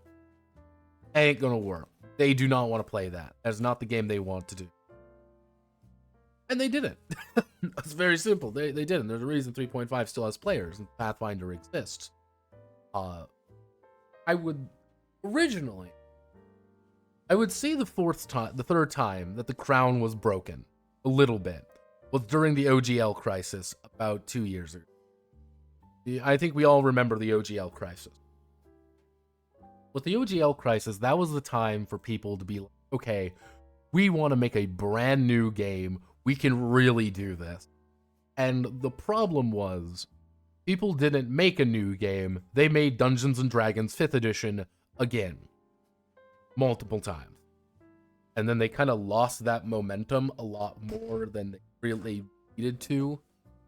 And, yeah, it kind of proves that 5e is just unstoppable juggernaut at that point. Where I think we won't see a lot of things until the end of this year. Yeah, the people that really had the social capital to overthrow D&D just made their own D&D phones. Yeah, but then, like, you get things like Draw Steel, where I'm genuinely interested in Draw Steel, even though I don't like Matt Colville. Yes, I don't like Matt Colville, because he always sounds like he's wanting to sell me a fucking timeshare in Zimbabwe. Like, 24 did, it sells a lot. 5e clone, countless use. Like, the thing is, like, Draw Steel is going to be there. It's going to be successful, I think, but it's not going to make... It's going to be, hey, everyone, you can play... What's going to happen, I can tell you exactly what's going to happen, because I have psychic powers, as you all... Is Matt Colville is going to drop. He is going to drop Draw Steel. It's going to come out, and it's going to make $1 billion, and the first book that comes out is going to be 5e complete. You know, it's going to be, He is going to make the first book for Draw Steel also going to be 5e, because he has to. Yeah, it's going to be Draw Steel and 5e compatible. It's the thing with Daggerheart, for example, which is clearly that Daggerheart was so fucking cynical. Like, that's the problem I had with Daggerheart. It was so cynical, where it's like, this is clearly not a game for normal people. This is clearly a game for actual.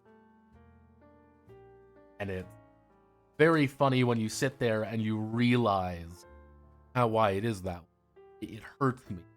Damn it. That's honestly one of the reasons I got as annoyed as I did at Dagger.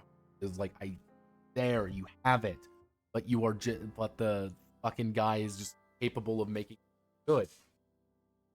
It's not even like combat wheelchair. It doesn't fucking matter. Who fucking cares? That's very performative, and everyone knows it. Like, all the combat wheelchair rules, very performative. Everyone knows that. It makes everyone look like a better person by association. But, yeah, like, I think a lot of those are, like, DC-20. I don't know what DC-20 is going to do when it comes out. It could come out, make $1 billion, and then no one talks about it ever again. Draw Steel, no fucking clue. Even though every time I get an update on Draw Steel, it's always like something catastrophic has gone down or something hilarious has gone. Including, but not limited to, literally being able to Gmod clip someone. Yeah, the Gmod clipping situation was very funny. and clearly not intentional. Looks inside. It's just what price glory.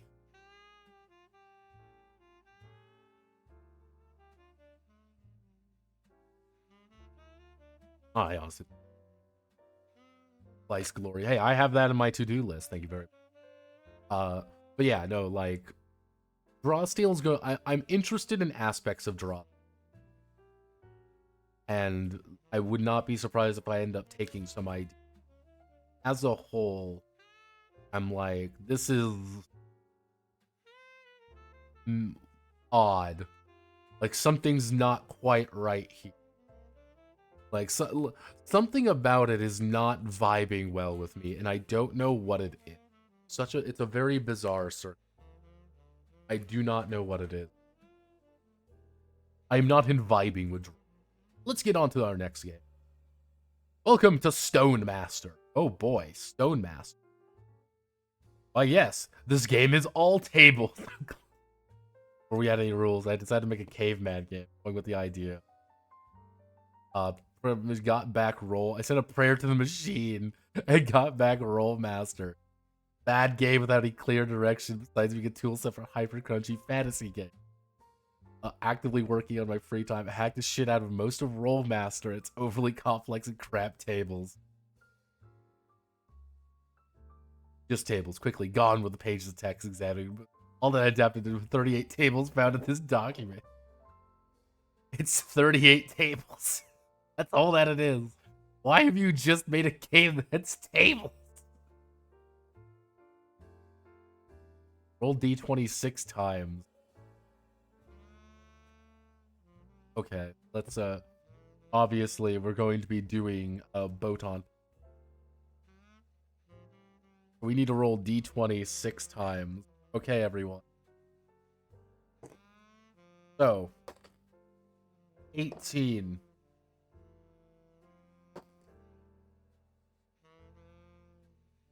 Below 5, so I guess we keep 15.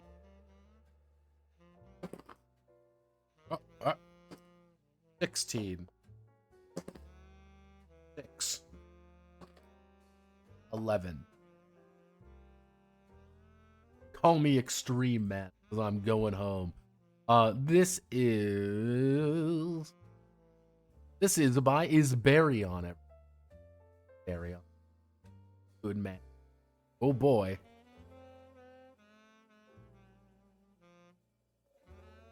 Oops, all tables. Oops, only tables. Are you showing us? I should be sure. There you go, yes.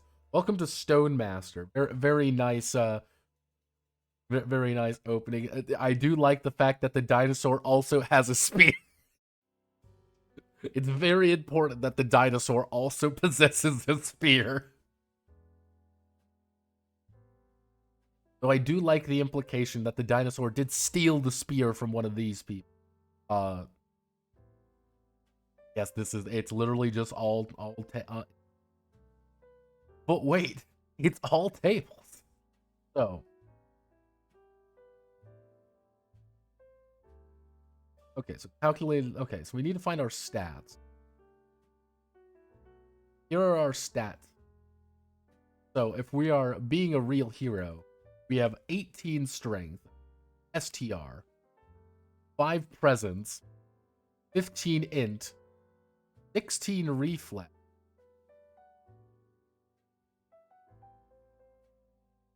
6 intuition, and 11 toughness. Go up here. Go up to our stat rating, our stat bonuses. This means we've got a +2, +2, -1, +1, +1, 0, and another 0. So our hit threshold, if we look at our hit threshold, so what we're going to do our base hit threshold. Or base hit. Let's actually We want to do our hit threat. Weight a defense score, development, movement. Reflex is +1, so it's 55. I believe this would be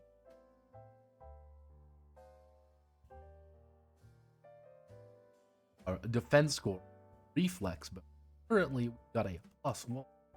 Or development, or weight allowance is our ST.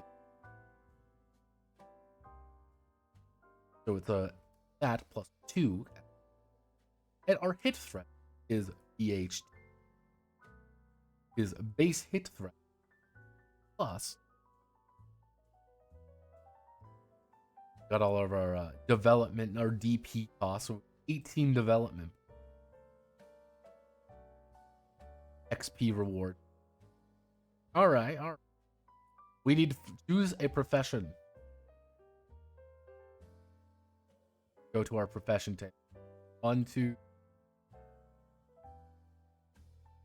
Damn, we have to roll a D10. 8. We are a firekeeper. Hunga, bunga. Captain Boat on Pants is a firekeeper. And in turn, his intellect is now 18.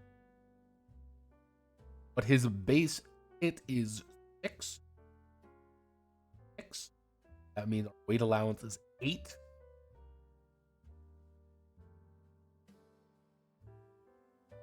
Let's see. So we do have fire ritual. Core skills are survival,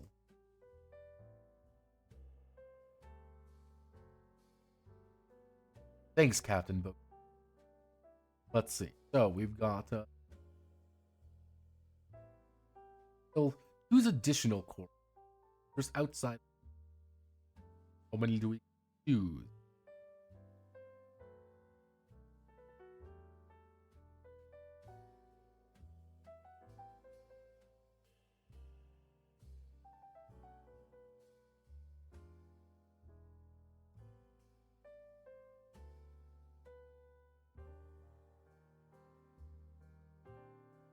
Okay.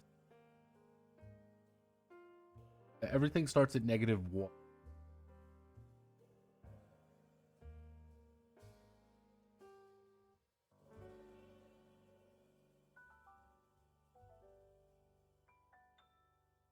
New rating, so it costs us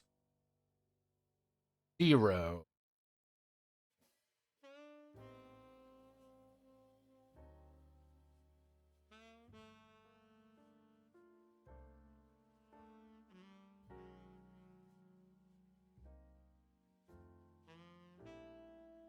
Like feel like something may not be correct here.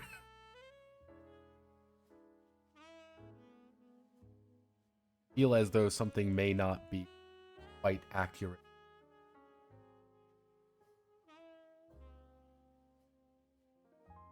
Care. Versus Battle Spears. So I've picked my profession. Go down here.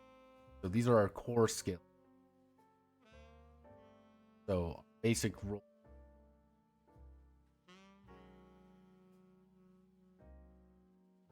Oh goodness, that's not quite. Indeed, we're gonna go up here. So if I'm looking at this, look at my development. So we've got a total of 18 development. I'm gonna spend my 18 development proving myself. So I want to increase.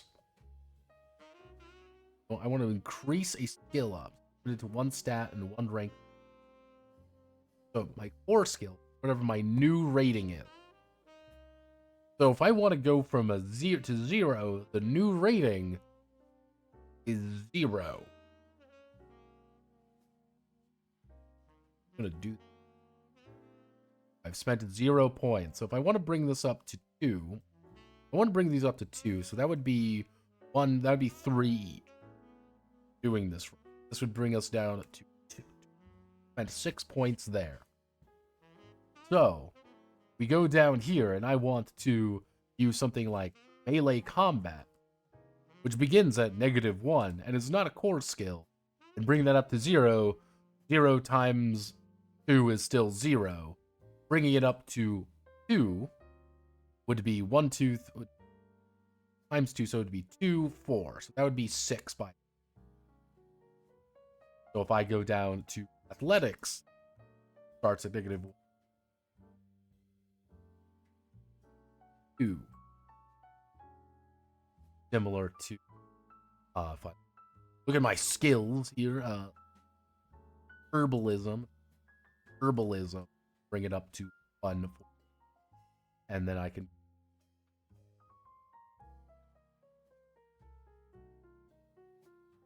already got want to do crafting.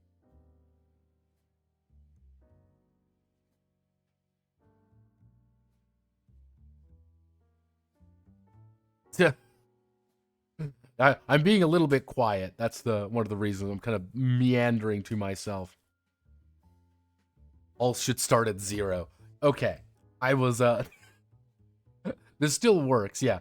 Little things. Yeah, there we are. Looks like you can, like, the absolute weakest one. 10 is kind of... So, our basic skill is D, let's see. We're trying to beat a TF. So if I want to make, for example, I want to make a survival check. It would be D20 plus 4. Dun, dun, dun, dun, dun, dun. I rolled a 19. I would have succeeded then. Open-ended roll. Open-ended roll. That means you can keep going. So you can keep at it. Effectively, it's exploding die. And crit, I'm going to take a... Let's... Crit fumble chart. How much do you actually do? Initiative, take your turn, 10, 8. 10 or more, okay. Easy enough to... It's Rollmaster. We love Rollmaster. In this family, we prefer roll. Crit fumble tables. Owie zowie, my bony wonies. Common combat act. Everything uses with EP. Alright. Alright, easy enough to understand. Helping sudden attack with penalty of -5. Oh, sudden attack's a reaction. Oh. I would probably split reactions into their own table, but that's just a me thing.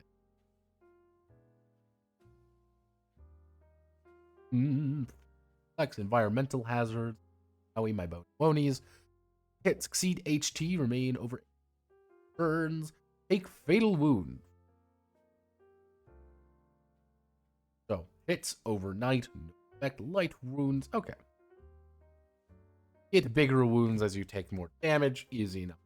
And heavy armor. So, of course, if we're unarmored with an 8, that means we have a 9 defense score. Unarmed. If we had a heavy armor, we'd have a 21. But we have penalties. Less action point of 10 out of 10 action point. And statistics. If we want to have a, let's see. Long 10 feet away. We all spears, club, down, far. Poisons table. We love tables. Potions table. Tribal sign. Remnants of larger vulnerable threats, but a burden under its own weight. Organized.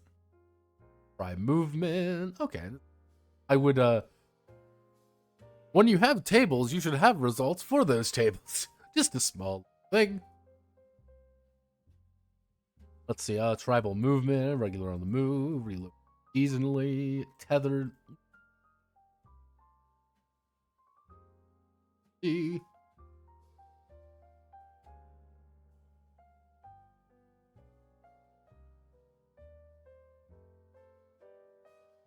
Mm-hmm. Mm-hmm.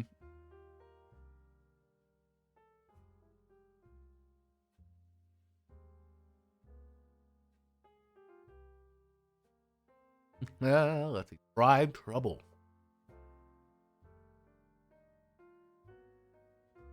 Rain.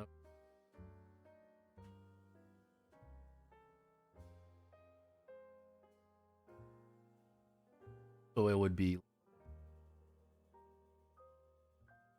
Eels, forage, hunted, gather, rest, sleep. Okay, I mean that's kind of interesting. So it would be if I roll, it would be 6 natural bridge,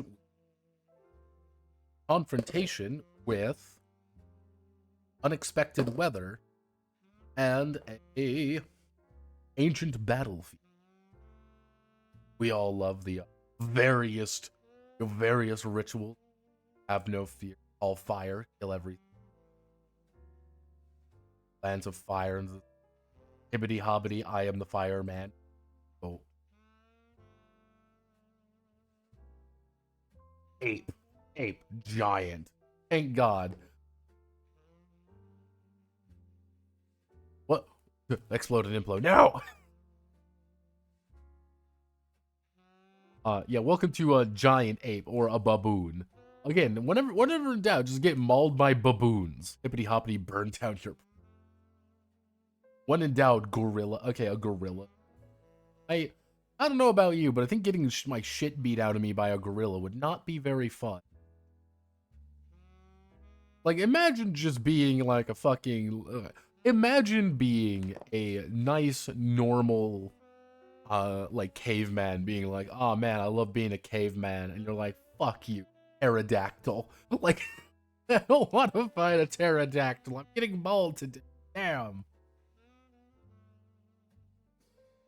But yeah, that's it's. How do you I would say if you want to expand on this, my thing for expanding upon it would be fucking let me fist fight a gorilla, die horse. Yeah, it's if you want to expand upon this, I think the idea is solid enough. I think there are not many stone age games really. The games that are sometimes are a little bit. You can go in a couple different angles here. Say anything about each game at the end. Oh, you didn't say anything. Oops, sorry. I got a little bit distracted. I'll talk about yours in a second. But the thing with Stone Master is, yeah, most Stone. You can go in a couple different. You can go a few different directions with it. I would say if you want to continue on with it and keep Master, go whole hog on the tribal aspect because that's kind of the point. Alternatively, you can make it a big group here. Or does a T-Rex with a spear happen? If so, yeah, go for it. There's things you can do. As for Starfarer,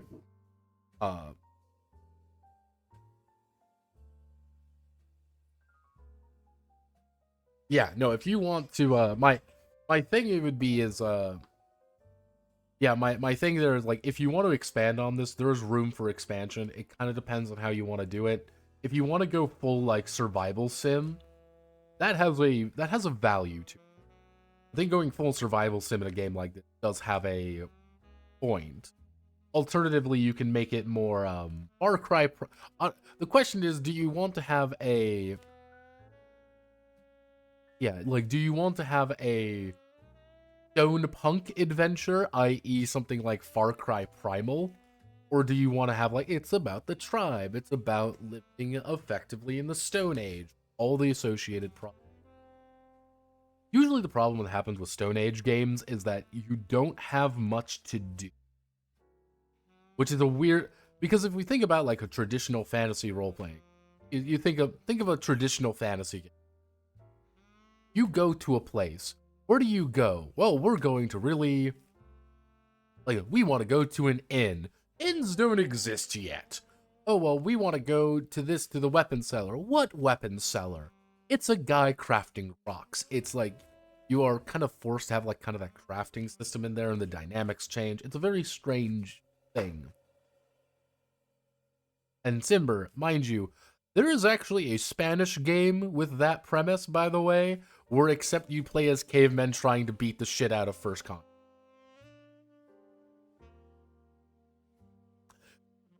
Oh no, there's a giant alien trying to uplift me. What do I do? Unga fucking bunga. Rock. I have an entire case dedicated to the Stone Age game, by the way. I have an entire case file dedicated to it. Really, one of the, initially I was having some problems because I'm like, there's a, Paleomythic is a Osprey game. I really like Osprey games. But I've found more Osprey games have come out, so I can make the Osprey case its own thing at this point. So I can put Paleomythic in that one. But, yeah, there's a lot of things you can expand. As for Starfarer. Starfarer is pretty solid. Honest to God, it is pretty solid. The big things with Starfarer, if you want to expand it, it's mostly a cleanup job, I would say, mostly just making things a little. That's not really it. The thing is, you have the basics there. It would be expanding out those basics and choosing a direction of where you want to go and how you want to do it.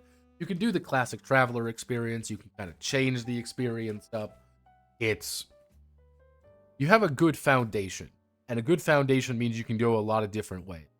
If you want to keep it like this, honestly, yeah, like alien, we need Unga Bunga, our enemy, human Unga Bunga. Fuck. Promise has one evil. Yeah, that's the thing with Starfarer is like you have such a solid foundation. It's mostly up to you of how you would want to. If you're like, we want to do more traveler, high society fucking around. I want to do more. Like that's a direction to go down. We want to do merchandising, and that's the entire thing. It's traveler midlife crisis simulator.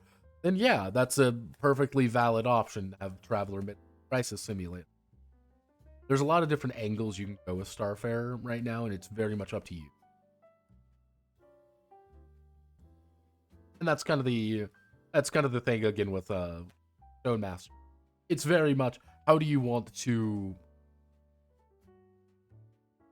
how do you want to point this game in you can point this game in a lot of different directions. How do you want to? This does bring us to UFO Defense. This was kind of a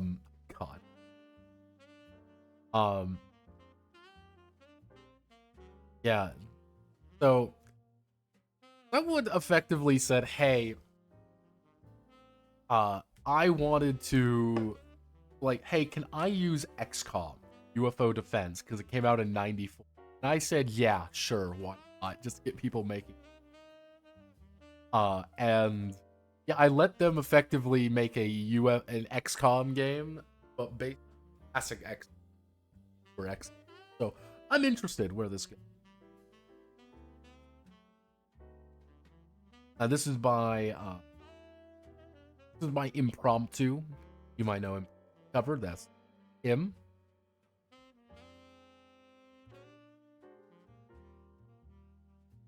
I can't comment on Twitter. I will keep an eye out on it. If I don't respond right away, apologize. I'm literally looking through this. So, welcome to UFO Defense. We're back, everybody. Time to save humanity or die horribly in the process. Click the button. Oh, it is. Where are you? Introduction. Let's see. Mechanism comes ever while tabletop conventions are all more efficient. Okay, so all characters have 7 statistics. That these statistics are essentially negative. They measure irreducible human or alien imperfections. Character will less help. That's a okay. We're starting off strong. All right, we're gonna do. Get in here, private boat pants. So frailty, oh goodness, frailty, lethargy, inaccuracy, cowardice, psychic. We'll just do our PSI. Our PSI and stupidity. That's a. Oh. Again, maybe I should be. So the average human will have 15 across the board. Stack score is to be randomly determined via 5d5 roll. Length to determine the moment called for. Usually determined when the character steps out. Dropship. Weakness if he starts the mission with a heavy load. Inaccuracy first fires a weapon.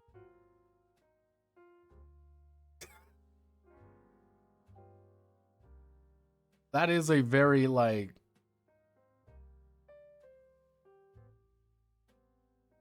So if we we're gonna roll the dice here real fast.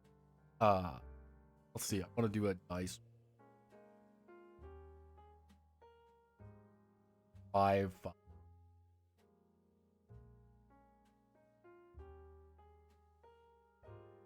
I'm gonna roll up all these stats. Right. Oh, this is a start. Okay, we're slightly below average already. Ooh, okay, that's a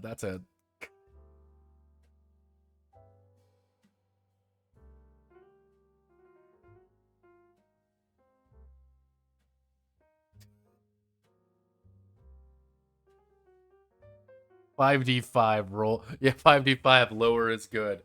Okay, private boat pants is not doing too hot here, Queens. Men in Black came out. Men in Black. Did it come out? 1997. Jesus. It's been 800 years. So as may contribute activities. Tested stat multiple difficulty target number met or exceeded by a D100 roll. By an action 15. Okay, so it's a D100 roll over. So for context, let's see. By the difficulty. So if we have a DF4, let me bring out my phone here. I'm gonna bring up my calculator. I would love to believe. I would love to believe that I'm like math with. I'm fucking bad with. I'm very bad with math. So if we have to make a DF frailty check, we would have to beat a 68. We'd have to beat a 68 on a D1. Youch, and this ain't looking too good for us. So longer term activities actually mean linear time. The stat represents the end of time. Hours required to make progress. For example, usually stupidity hours a day to make progress on a research. He used to move 5 squares in combat. Oh. By default, all to succeed on a roll. Matter of the said noted. Yes. So we crit. If we're doing this. We're doing this right. We crit on an 83 plus. Lethargy. 87. So this would.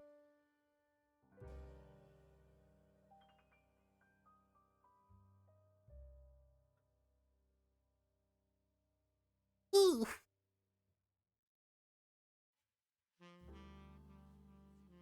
Minus. Would be 80.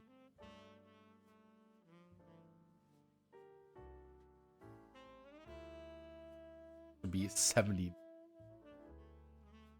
And PSI would be technically.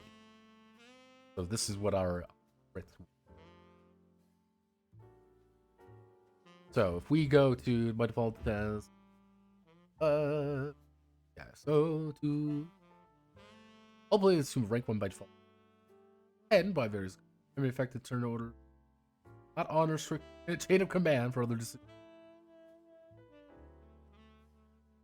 Here we are going to be time units. 100 TU by default. 100 TU. Very much a running total, determine how soon, how often.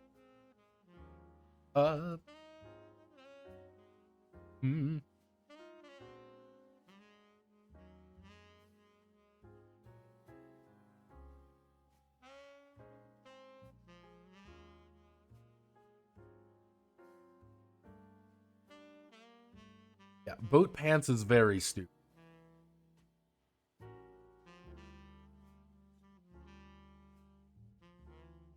So, squares, everything considered adjacent, all 8 of the squares. So, okay, we don't have to worry about we don't have to worry about it. 4 squares that share a face, like fun with character. 20 lengths for and lengths. They're considered to be obstacles. Movement, turns. Per turn include refresh up to minus exceed load.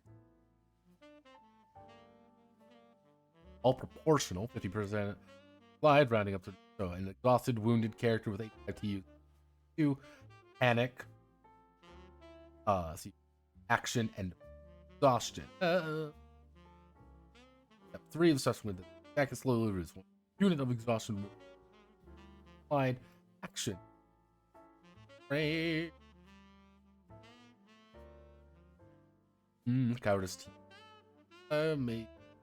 Character with the highest total act order. Cowardice TU. And once selected, high act. Solve this T. So, Krypton per player. Okay. See, the funny thing is, this is very reminiscent of the really fucked up thing with fucking God, what is that? It's the German game Contact. Contact had something very similar to this, and it was very funny.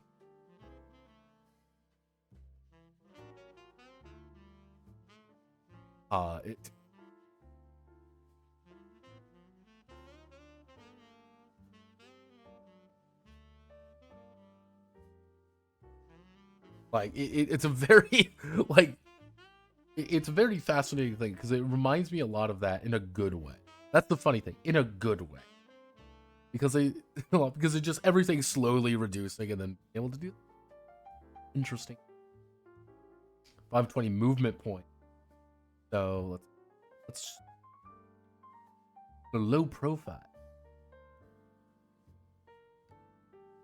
Let's see. So range attacks targeting low profile characters, default, charge, and then okay. Awesome. What? Man, we're going full on at enemy unknown.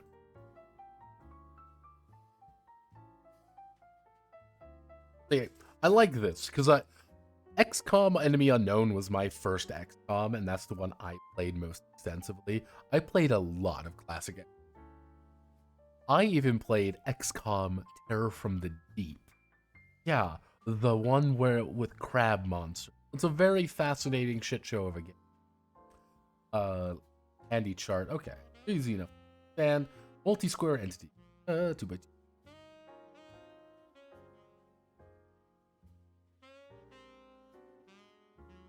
Okay, so this is the basic light and height. All right. One. Let's see. So certain occurrences cumulative characters. Character hit, incapacitated with disintegrated with them. Still persist turns to immediate, cowering or failing panic. With more than 0 fear, face a cowardice check as difficult as total panic. Oops, directs an attack neither is readily available to it. Welcome to the wonderful world of cascading.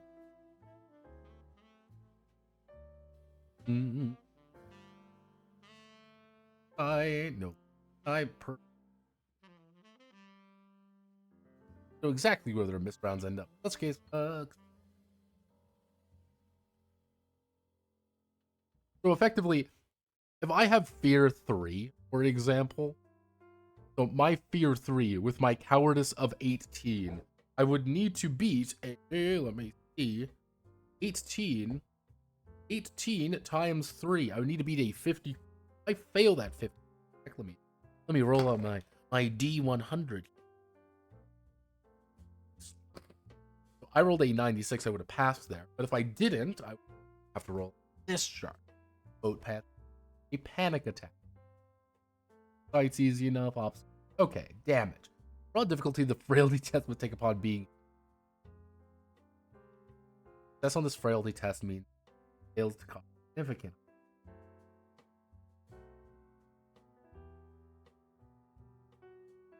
Halved.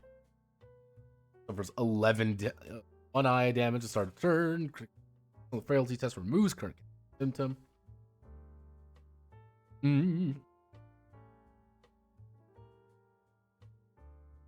Okay. So even getting shot once is bad because that reduces your effective actions. Let's all remember the most important thing. Like the most important thing in life. Don't get shot. Just don't get shot. When in doubt, don't get shot. I know this is an amazing feat for me.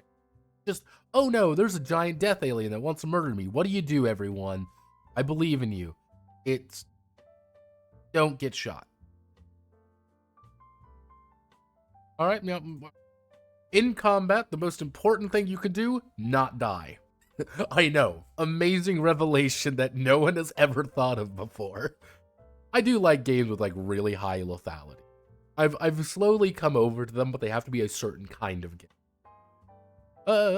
Let's see. Dying.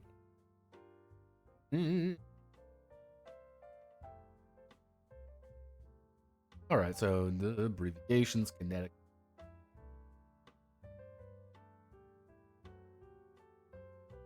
Okay, no.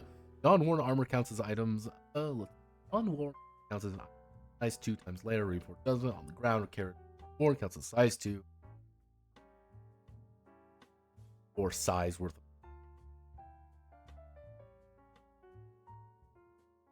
Weakness times excessive level. 30 of weakness character. Much like damage, abbreviation. Character with 2 connect 2 explosives over no damage from a 3kx attack. 1 damage. 3k. Okay, no. 2, okay. Indicated, yeah. Okay. Reinforced jumpsuit. First survival failure the wearer suffers, the mission merely exhausts him. Kinetic protection. Explosive. Okay, that's very to the point. Weapons. 2 hands, start combat, range. A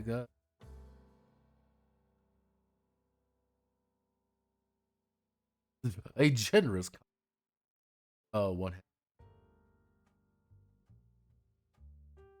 Heavy rating, hit the apply. This indicates a weapon fired to many shots per shot.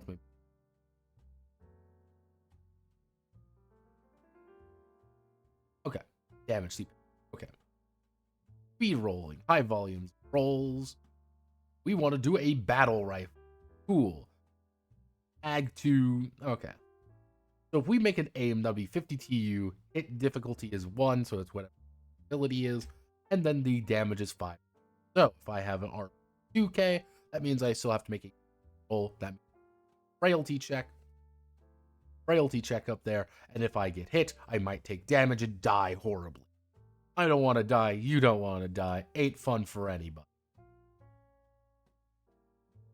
And as you can see, the grenade launcher just fucks your day up. Sorry, everyone. Everyone's got a pit.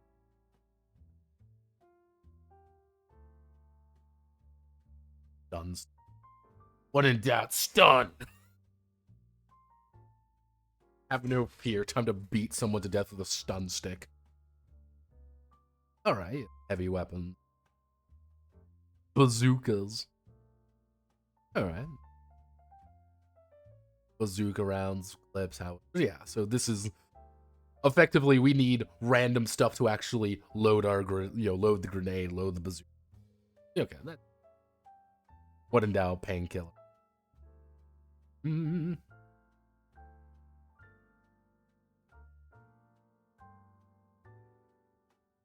Smoke grenade, hard shoot. Oh.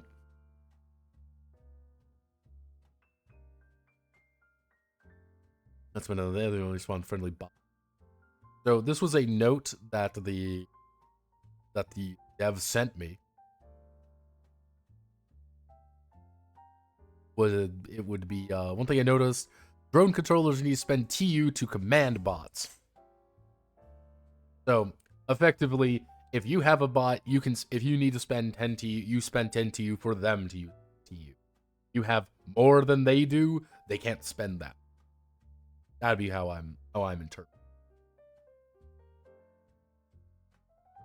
So you can be an annoying asshole and send your little tank bot.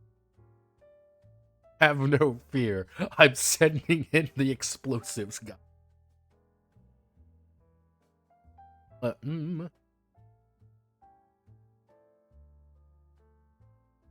Okay, so walls block sight, and trees function like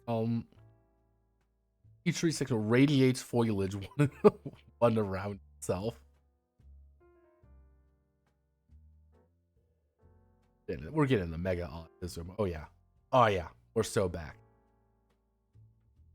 Basically. Yeah. For the full in practice, such large dimensions can be prohibitive. Navigating them via normal movement rules tedious. Broken down to 6x6 and 10 square section.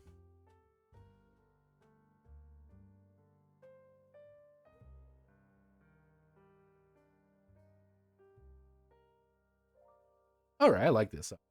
Kind of like you can have like these massive maps, but you're not really needing to move across them. You can kind of zoom out a little bit. I like that. That's a good idea. Let's see. Certain characters can pause a second if the content is a little straighter. The attack has coordinated square.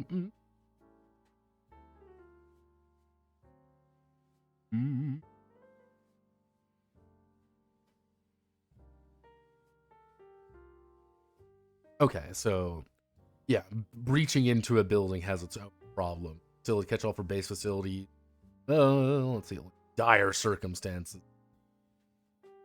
Must be real bit down depending on how you look at it. And domino construction field completely cuts off section of the base of the command center. UFO defense. Map bottom. Building access way. Alright, yeah. Kind of like that. Inside your own base, there's a lot more durable for taking. Really shouldn't be in there because that's a terrible place for you. Include them, drop ship. Oh, thank God we've got a get to the Sky Ranger.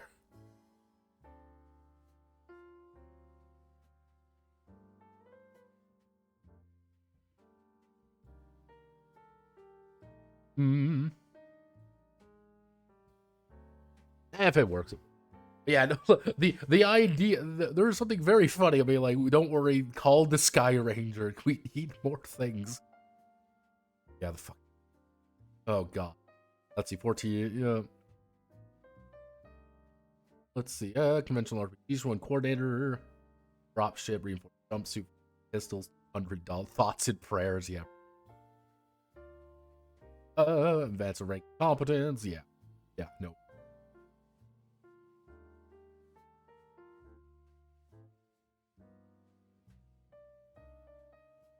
Uniquely merited.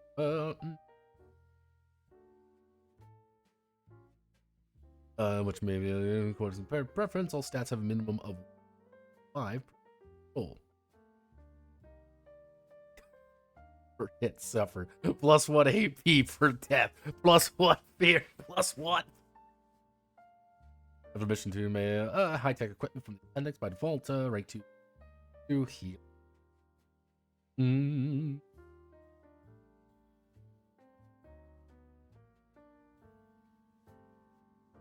Psychics. Plus M, no. I plus M test. Okay. Iron shield. Okay. So you get all the psychic. I would like that. Covert activity. Okay. Terror rate. Oh no, terror. Ah!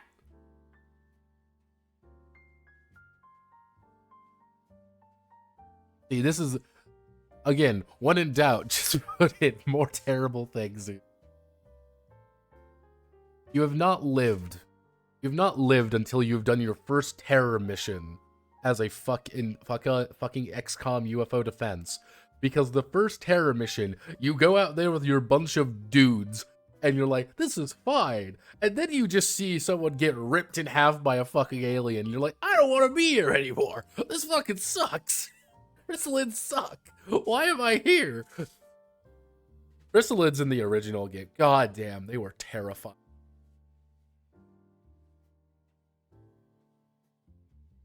Because I don't think the new games really did Chrysalids justice. Because, like, there's something absolutely horrible about being revealed. About revealing your first chrysalid in the original game. That moment of, like, oh, this is fine. And then you just see more like, zombies start popping up everywhere. And you're like, oh, I don't want to be here. I don't want to be here anymore.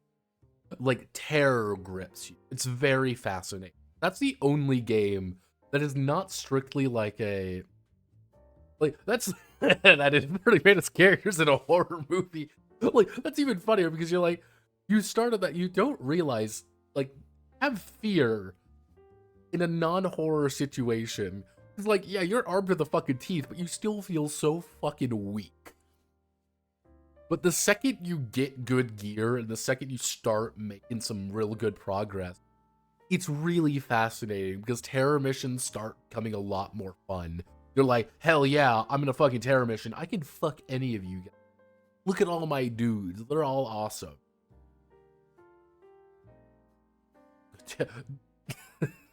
The classic invader. The advent domestic. Yeah, real. Fucking real. Like, they're the equivalent of 3 serviles of Larwolf.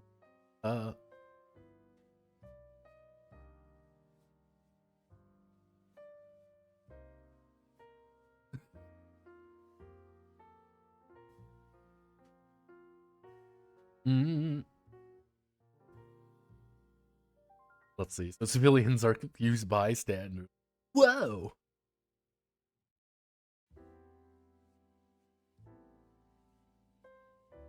No, bad civilians. Please stop doing praise servile.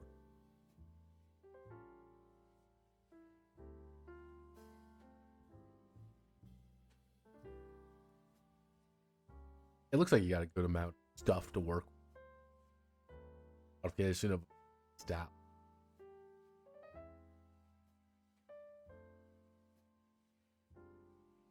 King. Alright, you know. A lot of stuff, kill bots.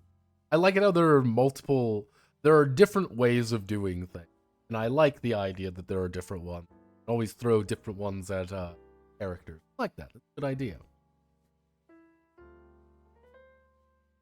I don't know, you kind of see, like, I'm kind of going through this, but it's like, okay.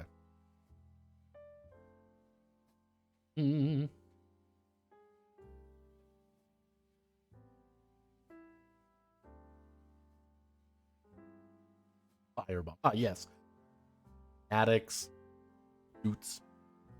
Then we got all the fancier equipment. Of course, you need all your once you get your fancy equipment, that's when you start feeling amazing.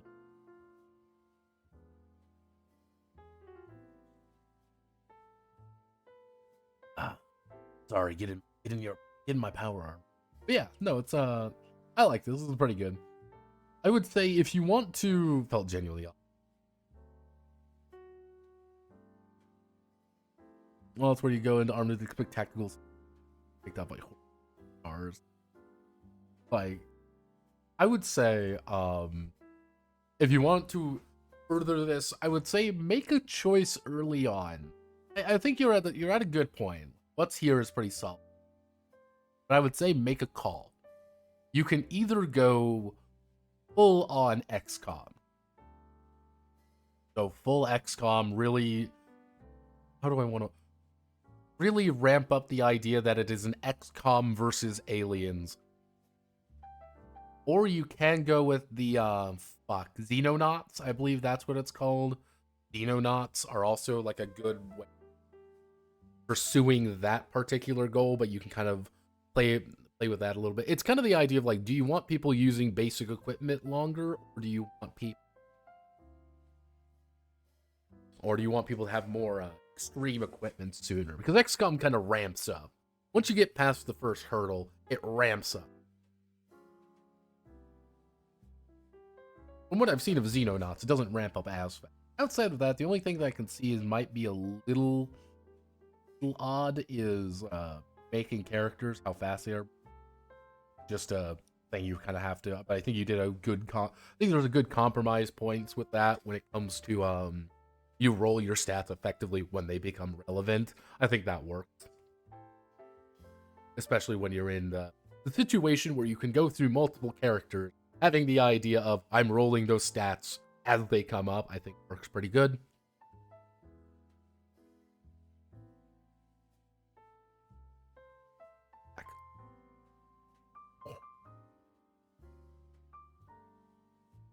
Yeah, and certainly, like, again, choose what you want to do, or you can expand it out in your own way. I think any option you do is going to be a good option. Pretty good foundation. Foundations are always the heart. See, I am amazed they haven't tried to put out a Predator. I'm actually very surprised. So, our final one is Wave Riders, martial arts role-playing in by the lawless world by AC, but it's actually by Western.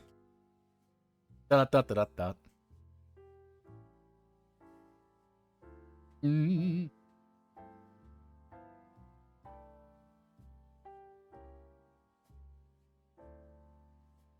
Yeah.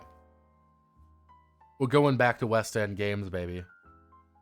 West End games always made like some of those really damn good games. Don't hear about them as.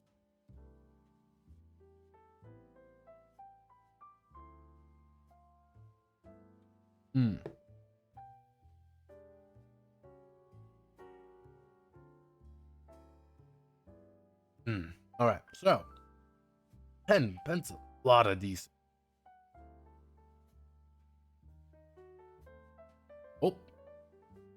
Oh, up on Gungam stuff. Wave Rider is the concept called dice code. What's the amount of dice roll past the stable characters?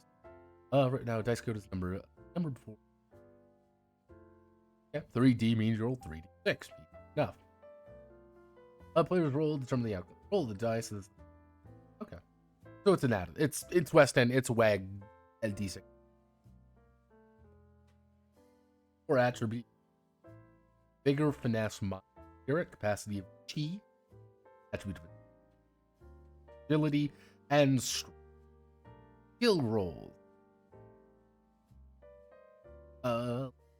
Attributes are unlike other games, traditional games, system line. Wave Riders instead of 2 attributes together and pool of d6. They are pick a lock, and its reason between them the player the combination of finesse and mind are appropriate. S2 and mind 4 mean maybe asking, what if we can only come up with one attribute? Perfectly valid uses twice for it. Okay. There are special D wild die. Also be different color, size, the rest. As you roll 2 normal T D wild die. Okay.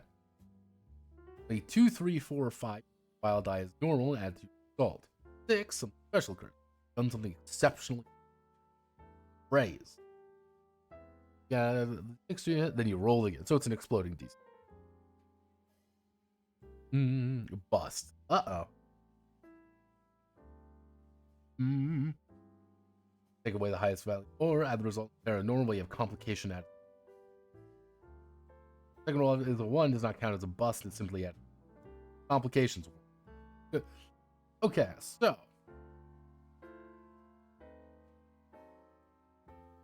we're going to add our.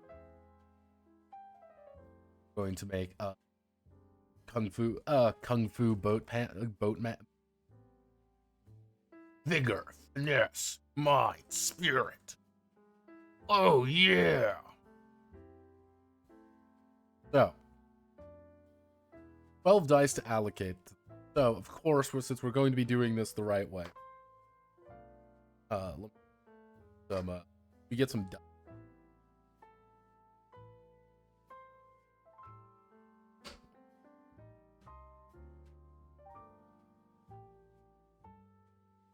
I love me some D12s, baby. Okay, first 3 attribute points.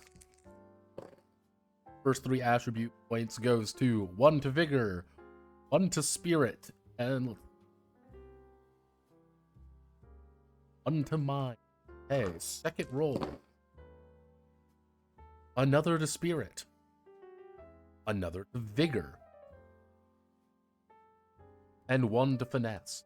So, we've currently got 1, 2, 3, 4, 5, 6. Let's roll again. Let's see, we've got another to spirit, another to vigor, another to vigor. All right. Oh goodness. Let's see, 4s, 5s, 9. Final roll. Oh goodness. We've got what? Final 1 to vigor. 2 to mind. All right. So our final result is 5D, 1D, 3D, 3D.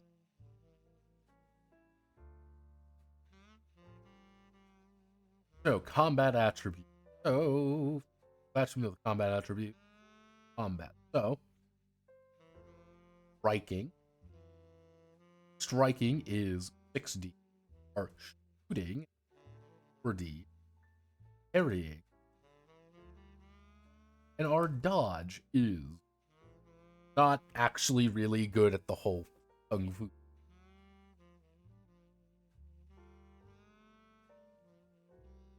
We're not really good at the whole kung fu thing, but martial discipline. Martial arts technique can be divided in 5: external, internal, lightness, gun kata, pressure. Press amount. It's impossible to do every discipline. 4 points given to player to distribute 5 discipline. Here are the technique. All right. So I mean, if we got that much, bring out the D10s here. That's 2 D10. I do not grab a bag of tricks. All right, let's see what we get. 3, 2, 1, let's roll. So, have our external, internal, lightness, gun kata, and pressure. So our skills turn out to be 2 into external, 2D into external.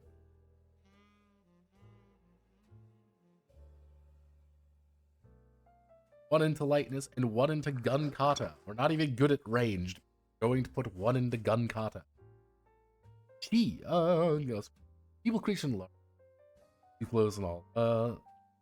Chi, how's that? Full.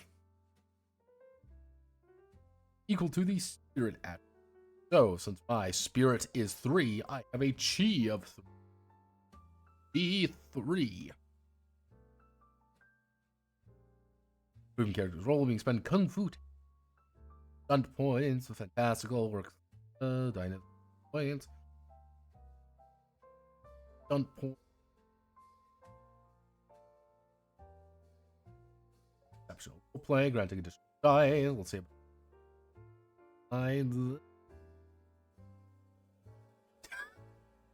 To be written. You can get a black belt and gun. Okay, Mia, dice. Struggling opponent parry defense in order to In both cases, each side rolls successful. Okay. Skill wounds. Explanation of how needed. Damage code you'll be finding the weapon using, assuming most will be raw fisticuffs. Damage goes bigger. Okay. Of course, not everyone fights using this. Some kata, that's for firearm. Melee one, quite simple. Majority use bigger. Have an additional plus. Wounds. Bigger roll greater than damage roll. Stun. Damage greater than equal. Wounded. Mortally wounded.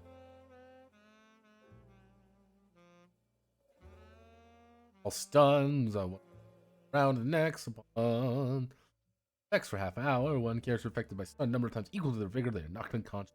2D minutes.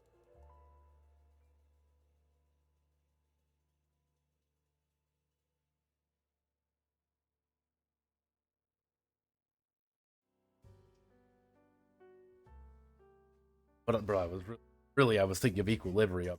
Man, I fucking love Equilibrium. Equilibrium, so it's such an underrated movie.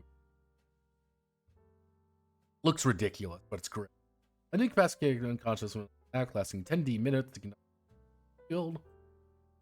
Alright, easy enough. Movement and range. Played using a grid miniature.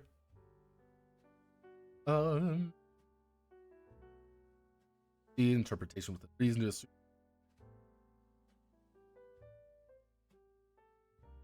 If you're looking for something, you can consult Fists of Chaos, because I have a system that accounts for the combat action, these things.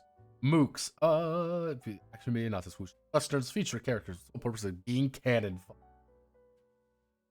It's your target number.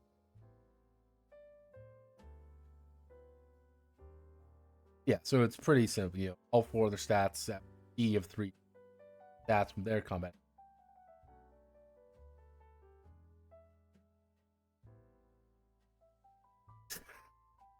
Mind you, lore, it's just this. So yeah, I mean, that's pretty simple stuff.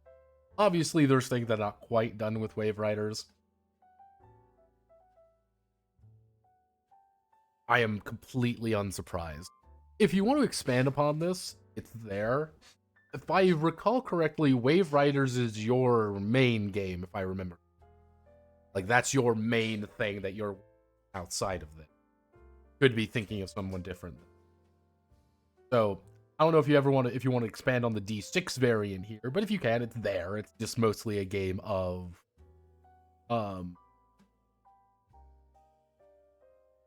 it's mostly getting things done, if that makes sense. That's the hard part. If you want to expand upon it, it's there. It's available. It's easy. If you don't want to expand upon it, you have to. Yeah. It's interesting to look at things from a different perspective sometimes. And I think it's working. I'm interested to see it. I have a very strong fascination in wuxia things in general, so I'm like, yeah, wuxia. Even though it continues to. But that is actually all of the games. There was only 6. I'm happy everyone had fun with it. I'm hoping I'll have you know that's Chinese, not Japanese. Glad everyone had fun doing this jam. I had fun. It was interesting seeing what people were doing or what people were planning on doing, because there are, how do I want to, there's a lot of different things you can do with this. If I were to do it again, I might do it as like a, or shit. If I were to do something like this again, if I were to do another jam, what I'll probably end up doing is like, here's 3 months almost to do things. Oh, well, people forget. Yeah, kind of, I know, but like, I noticed people were having problems with that this time around. Yeah, if I were to do it, it would be more of a planning thing, like ahead of time. Like, in 3 months I'm going to be doing that and having like 2-week up something. Little things like that. I might also do something more mechanically focused like last time.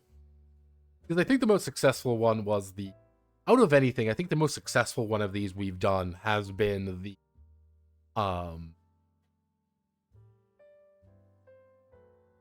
the Jovian sleigh ride. I think that was probably the most extensive, because I think people had like had a solid foundation for like, okay, this is what it has to be, but you could do whatever you want. If it would either be like, we have something really precise, you have to make a game based off of this concept, but it's open to interpretation of how you do that. Or it's like, hey, you have to make a game, but it has to use cards. I don't care what it is, it's primary resolution cards. That's kind of the idea. Like, the thing when it comes to like pages and word count, I always feel a little bit weird when it comes to pages and word count stuff, because especially when you see some of these, like sometimes formatting just does not permit a good page count. You see, it's things like that. It's a little thing. That's a me thing though. And I know formatting is a bitch, no matter what. But yeah, no, I think people had fun with this. If you have ideas for jams, I will say,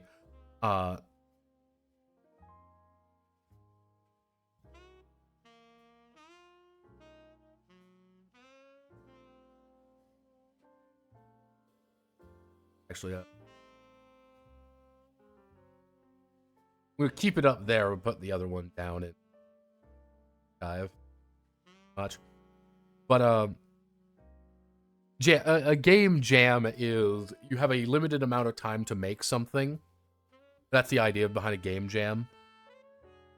You might see like it's mostly derived from terms for video games, where it's like, oh hey, you've got like your team has 2 weeks to make a game or something based on this incredibly specific idea.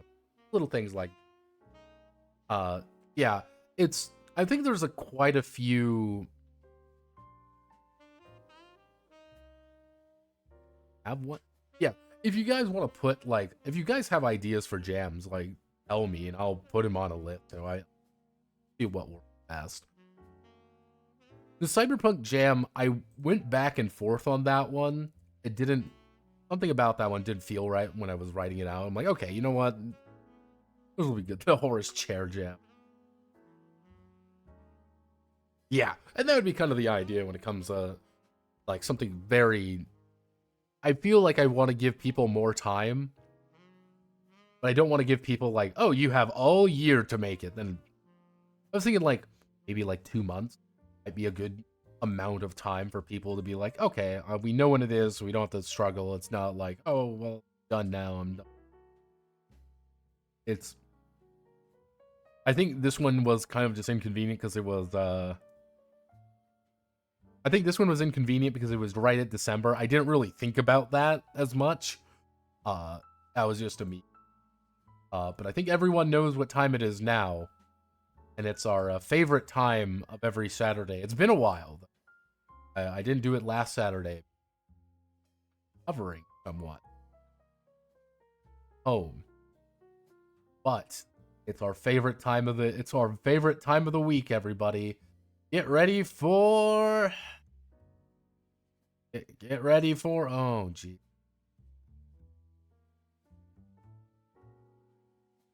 Get ready for our favorite thing in the whole wide world. Get ready for Kickstarter. I love Kickstarter, and you love Kickstarter.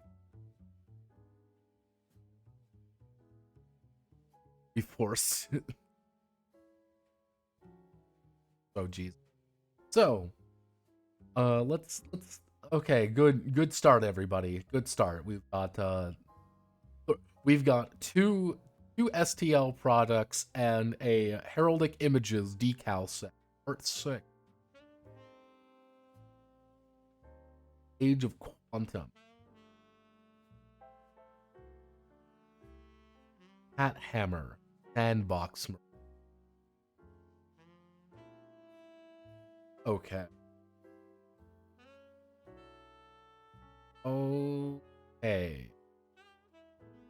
5, it's 5. Like, is it 5? It's 5.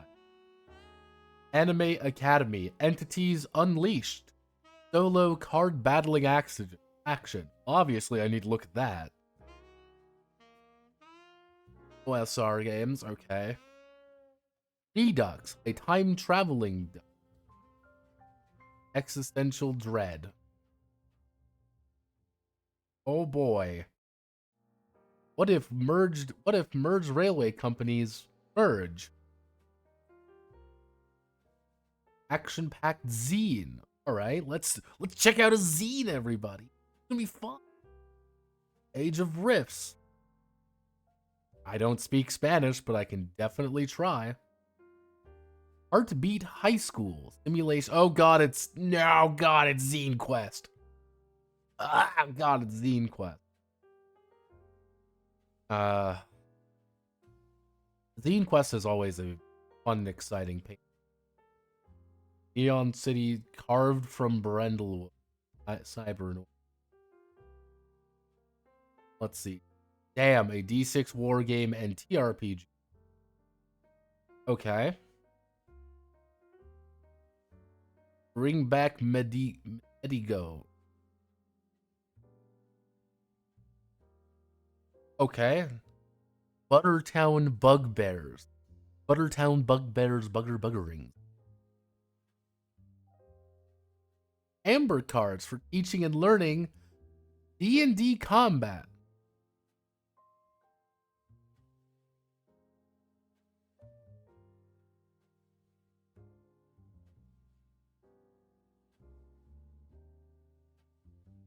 Orc Astra. That's more, uh-oh.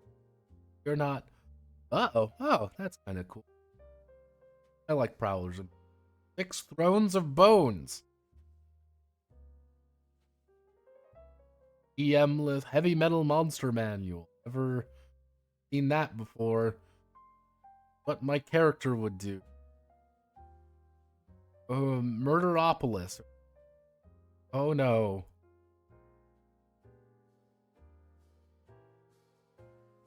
Let's see what Fabulous Solo. Battle and better. Human made. That's human made. Anime Academy. Let's learn about Anime Academy, the solo card battling game from Canada.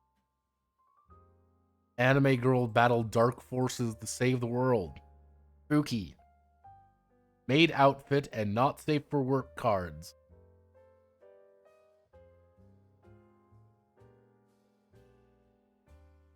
Yeah.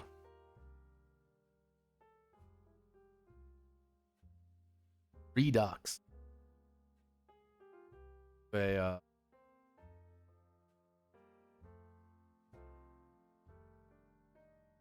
Alright, no, well, let's not do that. Okay, let's not do that. Hello, Twin Sun, oh goodness. Alaroth.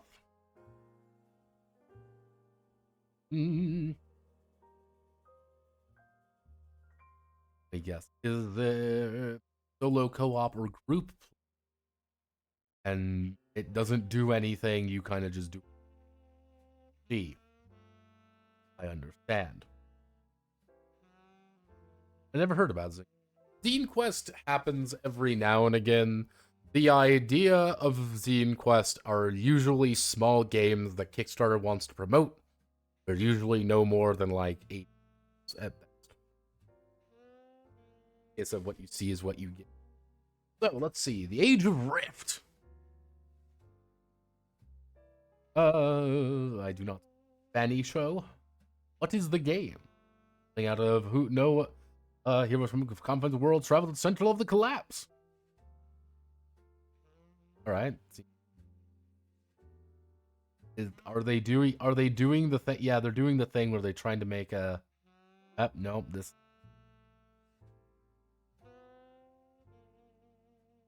Collect. Triple.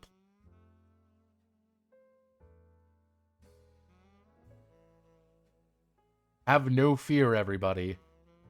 We want to make another. We want to make even more. League of Legends. What if we made League of Legends, but on the table of mode? Heartbeat High School. Journaling. Wow. Hello, Danny. Mark, Sam. So it's Danny. Damn, a D6 war game. All right. Damn, world was. Don't actually have. Back. Bring back Magneto. 1981, numerous wars. Hyrule got a game was praised by Legendary Games. So Jackson. All strategy books published. Undisputed hit. And now through the exclusive live. So they're trying to bring back this game.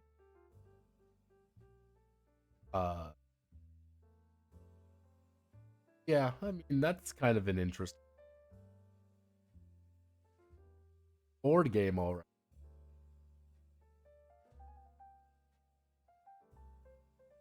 Amber cards. I need help learning how to play Dungeons and Dragons 5e. Truly. An Orc Astra. Okay, it's gonna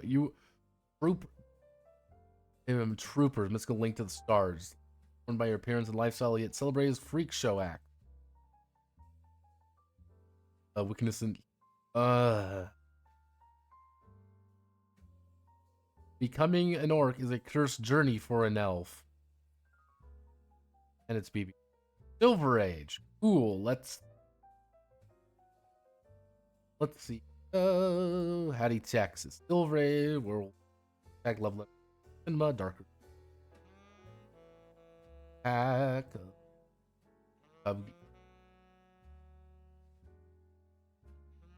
What game system? What rules are we using? Arc of the Odd. Oh.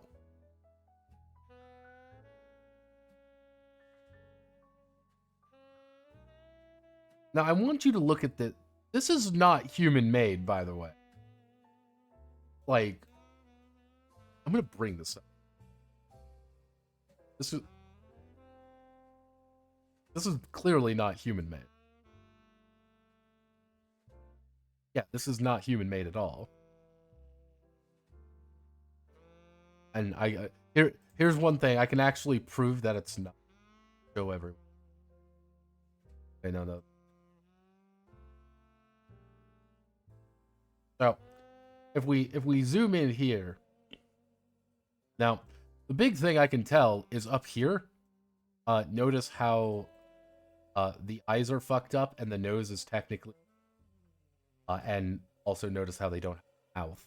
Now I know this is very clearly a AI. I want to know how I know this because this is exactly like one for one how novel AI produces character. Like, this is just how novel AI makes it. Unless the artist is just really bad. Like, I'm not trashing anyone, but this is novel. I will bring up a novel AI. Let me bring up novel AI. I want to bring up. So, to give you an idea, like, let me see if I can find, like, the most generic, like, AI and...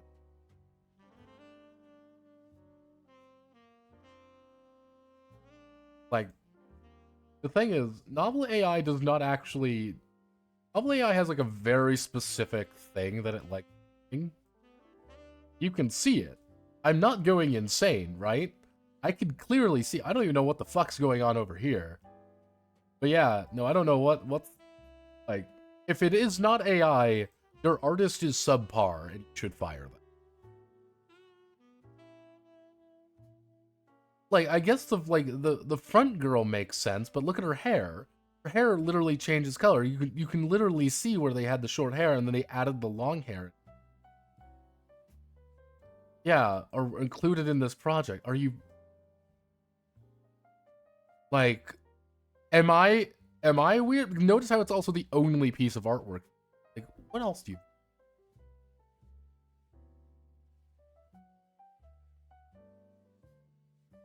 Like, that's even a fairy they have. You kind of... I guess that's like their...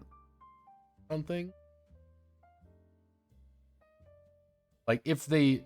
Here's the thing. If this is an actual artist they hired, the artist lied to them.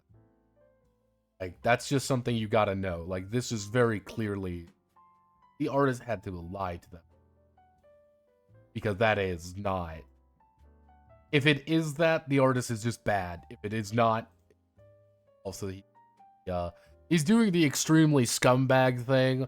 Fucking Shetlanders, not even. So, yeah.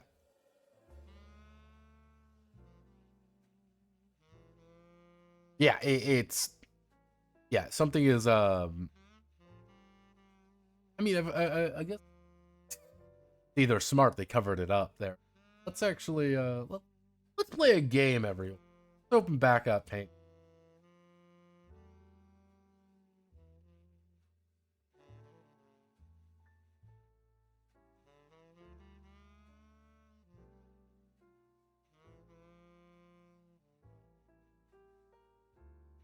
So,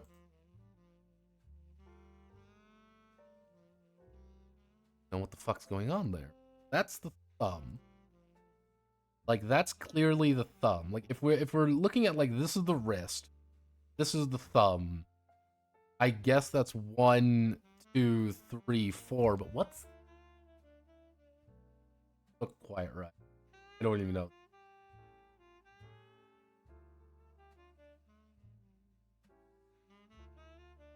See, and they're very smart about it, where they covered up the fucked up hand here. Yeah, notice that, how they cover up the fucked up hand. And they're covering up the fucked up hands. That's really smart. I'm gonna give them that.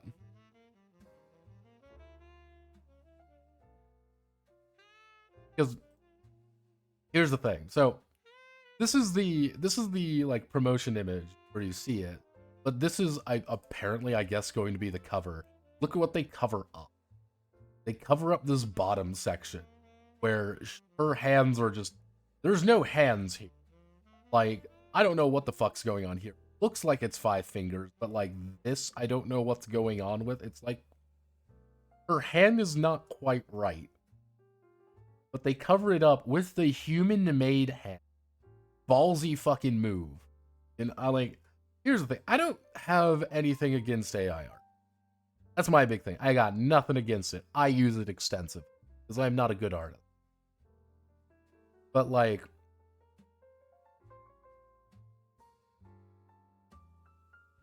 it's the thing is this. I use AI art extensively because I don't have money. And art is expensive. Let's not kid ourselves. I also charge things for free and don't lie about it. That's my first thing. That's something I believe in very extensively. Is don't lie about it. If you use it, you use it. Cool, whatever. At least, that's I can't blame anyone for using it. I use it. If you lie about it though, ew, especially when you're claiming it's human made, it's like, yeah, I'm like, nah man. Like that ain't how it works, bruh. Bruh. Let's see. That's not games, that's enamel.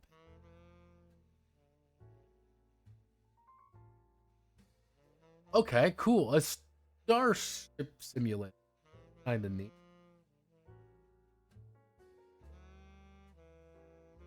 Amble Hearts. Pocket Planet. Game, cool. That looks Jekyll and Hyde. It's a 5e adventure. Alright, let's just ignore that. You okay with that, everyone? Winemaking.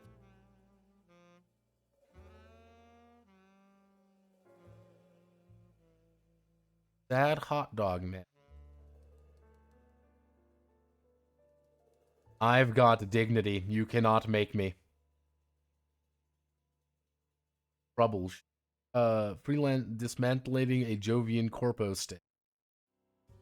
Castle of the Veiled Queen. Adventure. Drunk jousting. 5e compatible.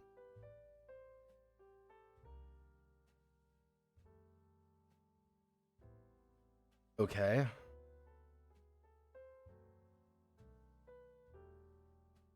Fantasy Fetch. Okay. Spooky. An endless dungeon. Yay, yay. Endless dungeon. Endless slop. Nothing but slop. Oh, I love slop. Then another Shadow. I love Shadow Dark. 55 million years of innovation. Roll fucking D20, beat 12.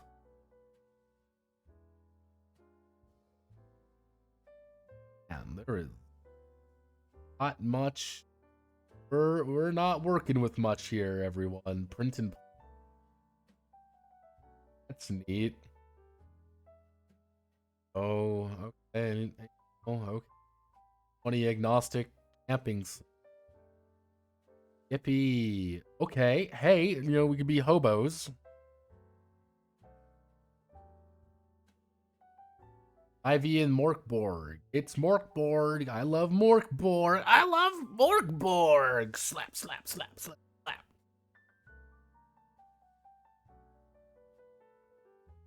Cosmic horror apocalypse. Sock puppet. I mean, I gotta do that. My friend makes puppets. Mission Impossible. Raccoons in a trench coat. Oh, jeez. We'll go a little bit. Possibly.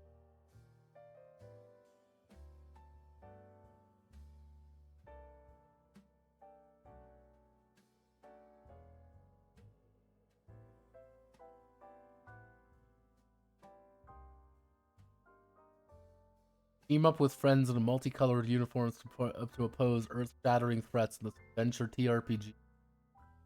Backwards compatible with 5e. Not.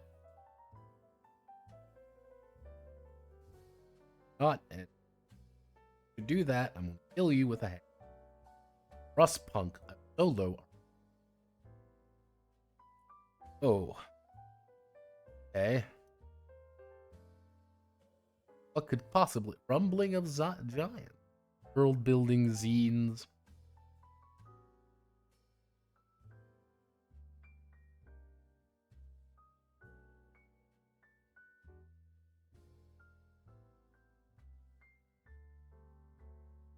You ever just get really tired? You're like, damn, I really hate everything about this. Yeah, this is...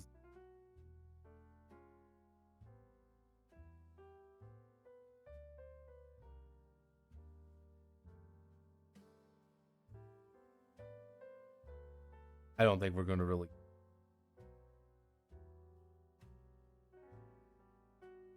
It looks like it's a... Starship Simulator. Okay, that's kind of crew. That's kind of an interesting idea. I like that. That's a cool idea. I'm always a fan of asymmetric. Neat. Can't wait for a perfect rock. A planet building adventure. You were aboard the last starship with sole survivors of your people. You must find a perfect rock. Planet, world building, so it's using real rocks as inspiration. Remember the home you left behind. The Rock Oracle. This is going to be for a certain kind of person. 5-star expedition. Galaxy, planet, so it's...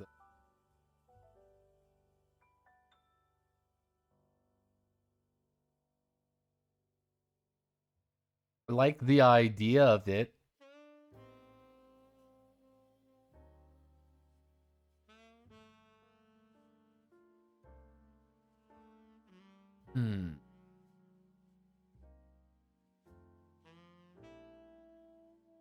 Seems interesting. Boxcars. And faraway place of 1902 to become homeless. We're gonna become homos. No game master needed. Oh, the train track travel is linear. A session is a complete experience, one of an extended ramps and very much a zine. A pseudo art book. I think there's an element art book to like marks to a game. Look, White Hack just look. Damn, with the great graphic design. Next book. Outer Wild, the TRPG? Yes, I believe it is. Fuck you, my grass hearth in your state. Homeless tourism simulator. Hell yeah. No game has to just ditch your stuff and dress in grandpa's. Yeah, pretty much. Living the dream. Sock puppets, about puppets and their problems. Very silly about failing children's television series. Yeah.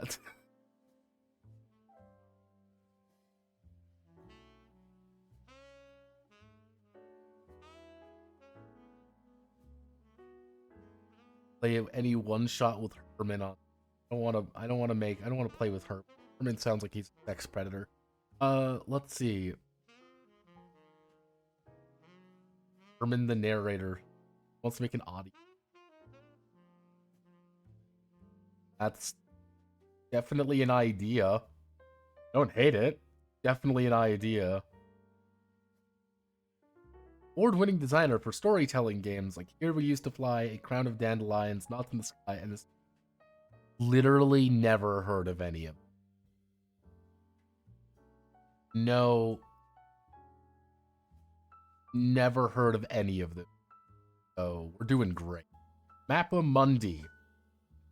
Project we love. Chronicle. Sharp Mind, Curious Speed. Only weapons you'll need. Okay, let's. I want to learn. Okay. Exploration plus ecology art. Sales Studio. There's become chroniclers, trying to explore actors out of the world. Gotten.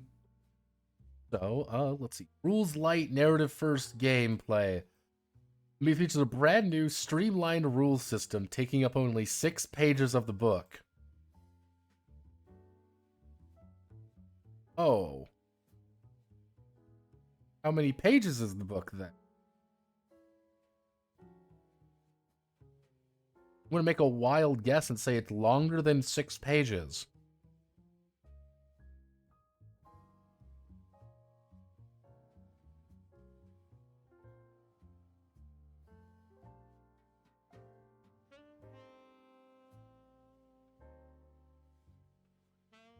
There's decks involved.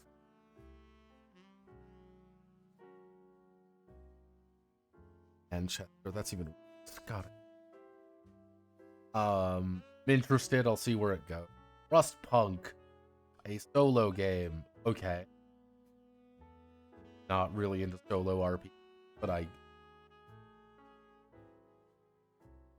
ND game. Ashi.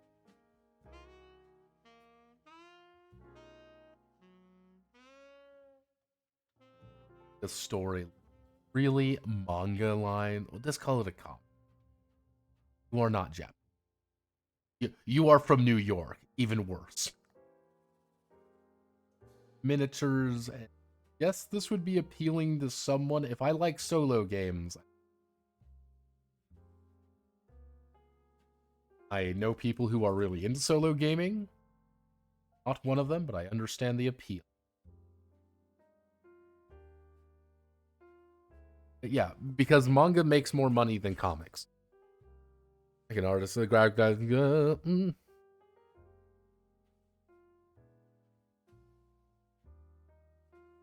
Look for a batch one copy of 50 soft touches Z, then do a print on demand. Ugh. Yeah, but it's money. Remember, you gotta remember, it's money. That's the entire thing. Money. Yeah, MHA outsold the entire US comic industry. I've been noticing more people, it's like, oh, it's the manga in the beginning. Like, no, it's a comic. Not a manga. You're saying it's that because that hits the SEOs better. And we love SEO as we illustration collection. This is not a game. Why is it here? Coffee shop novelist for $10. No. How about no? What if we don't do? I hate it. .io so much. I leave for a month and nothing good happens.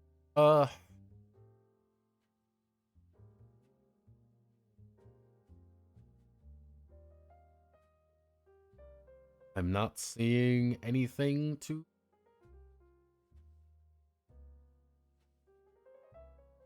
Nope. Nope, nothing encouraging. Only despair. Only sadness. Truly a dark hour for very few. Oh, look, it's our RD, everyone. Hi, Rowan. Decker. You doing?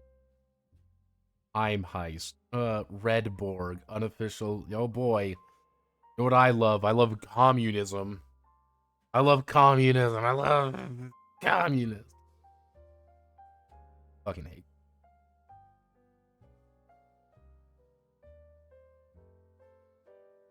Exciting. But hey. So, God, what's that other backer kit, I think? People said I should go on backer kit more. Let's look at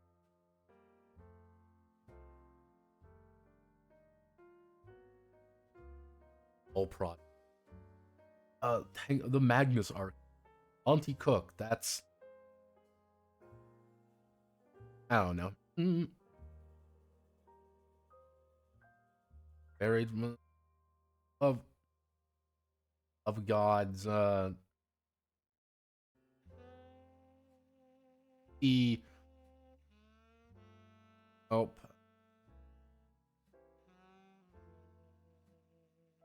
Venture Await Studio. Fear of a Daily Planet. Trinity continue. Oh, it's Trinity. Midnight on Cat Crawl. Venture. Hermie Resolution.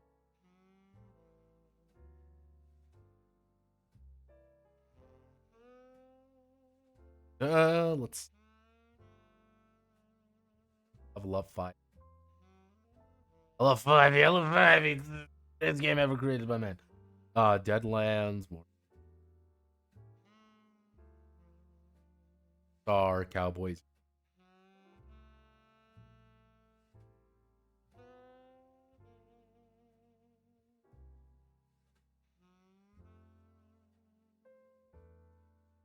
Nothing's really sucks.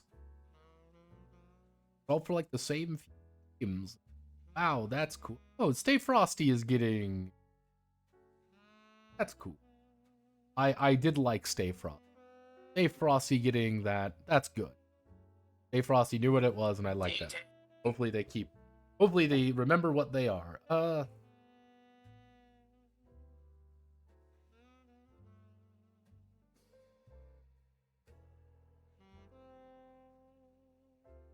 Let's see. 5A compatible. 5A compatible. Shiver. People said I should be going over Shiver.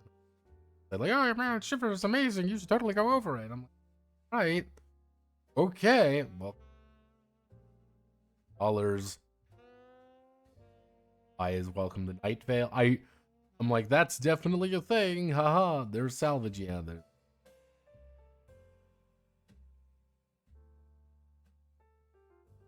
Yeah, our new game requires some dice. Please pay us $300,000 for. Don't believe. What was the one?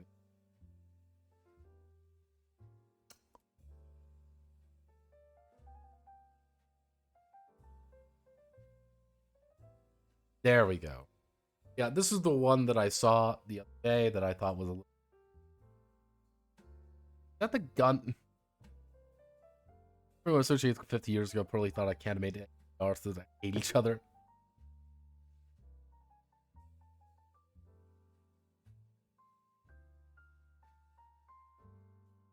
Getting Delulu, no idea it was supposed to be cheap, small sub. Yeah, pretty much. I need 4K. Yeah.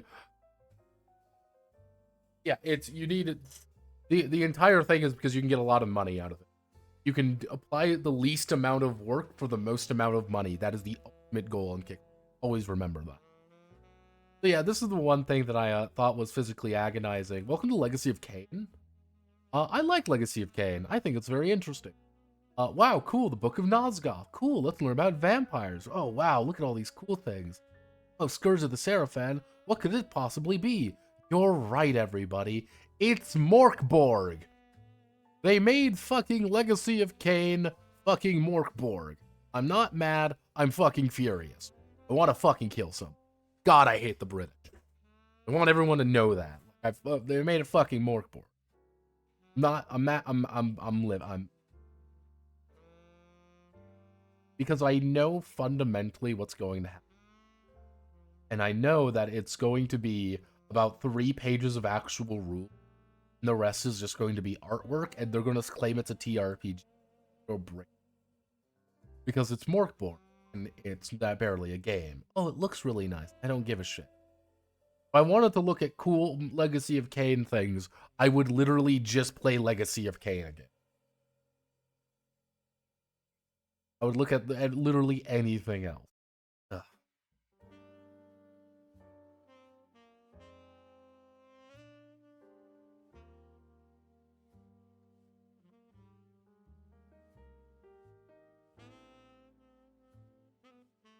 Based off a book series.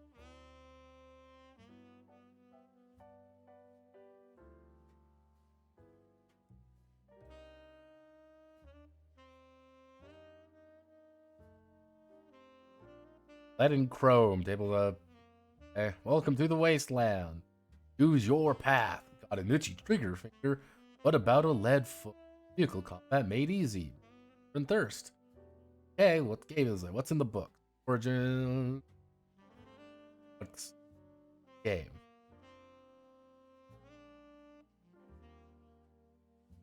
Let's see. 5e, only 5e compatible adventures, night work, Buffy, Fortune Dagger.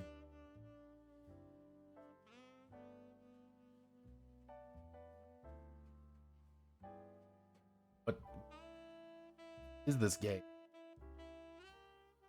I always find it funny anytime they make a RPG. I can never tell what the fuck the game is. Like, that would be like my first thing. Hey, what is this? Like, I can only assume it's going to be a 5e hack, right? Because that's what he makes. He 5e hack. He said that. He makes a 5e hack. 5e compatible. I can only assume this game is going to be 5e compatible. But wait, it can't be 5e compatible. It doesn't even look anything like 5e. Doesn't matter. It's probably going to be 5e. Truly. So,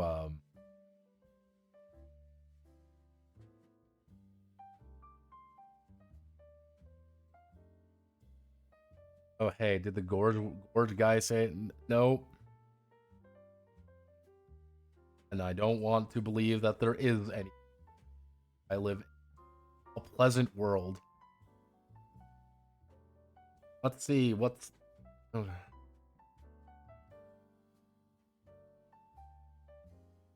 You're alright. Hi, Fabula fucking Ultima. I am the only human being who does not like Fabula Ultima, but everyone knows I'm a... Oh.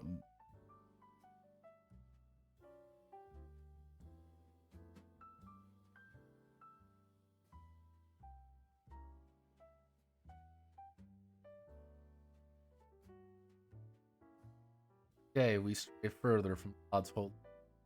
Every day. Alright. Alright, you know what I'm gonna do? I'm gonna, should actually. What the game plan is.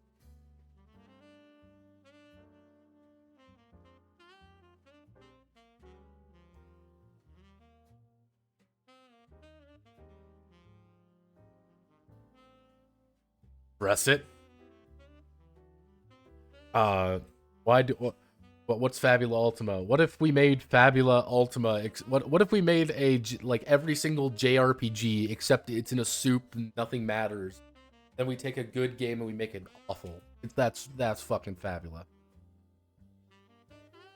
Enemy tied to a single corporate entity. There's only 5e, Simber. Only 5e. The finished Starfield game, or is the jam too close? The jam's technically finished. That's the funny part. The jam is technically finished. What I'll probably end up... The current state of affairs is next week we will be going whole hog on Ludus Maximus. That is the goal. We're going to be going whole hog on Ludus Maximus, trying to get as much of it done as possible. Now, here's where things start getting a little bit. After we get done with Ludus, we're going to then move on to Cardboard Hustle. I've got the ideas behind Cardboard Hustle. It's just going to be a bit. That's the fun. As for videos, I'm probably going... we're a little bit backed up. I'll probably end up doing Orbis Airden next week. Don't hold me to it, but what is Ludus Maximus? Ludus Maximus is a gladiator game.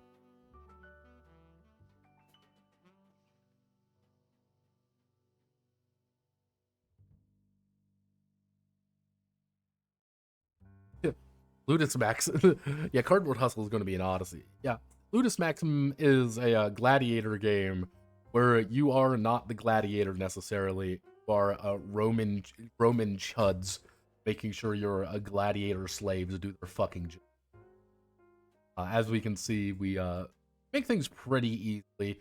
I added the races.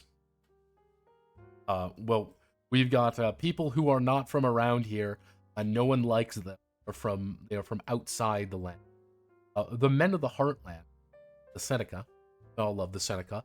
However, they are considered to be higher class than everyone. And that means anytime you get them as if you want one as a slave, you need to pay more. And then you get the Semery. Or the Semery. The Semery, effectively, the average person, they were conquered by the Seneca very long time ago. But they are very favored by by God. Rama Minasura. We've got Kamta, or hey, we are white. The best way to think about the Kamata are, what if we took the Vietnamese and the Gaul and put them together? Welcome to being the Baijan from Cannibal China. And then you've got the weird one, which are homunculus, or half giants, and then you have catamen. Quite literally high cat people. Why? Because I can put cat people in things, because technically catamen been in this. Bingo, baby.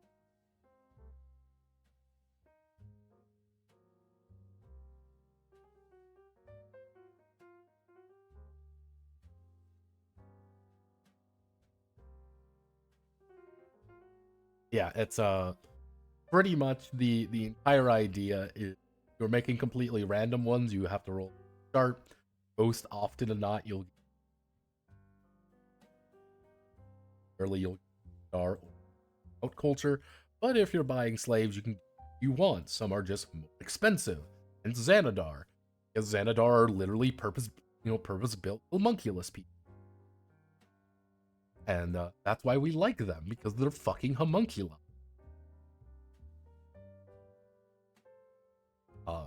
Yeah, so this is kind of the idea. I do have the idea of needing to make vaguely sentience. They make some more things, but I don't know the exact list to do that yet. But yeah.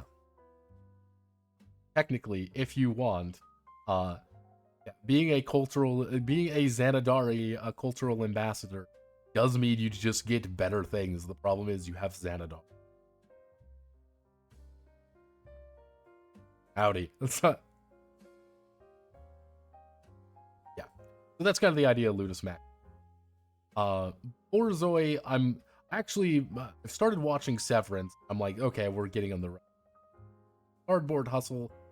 I've got the ideas behind Cardboard Hustle.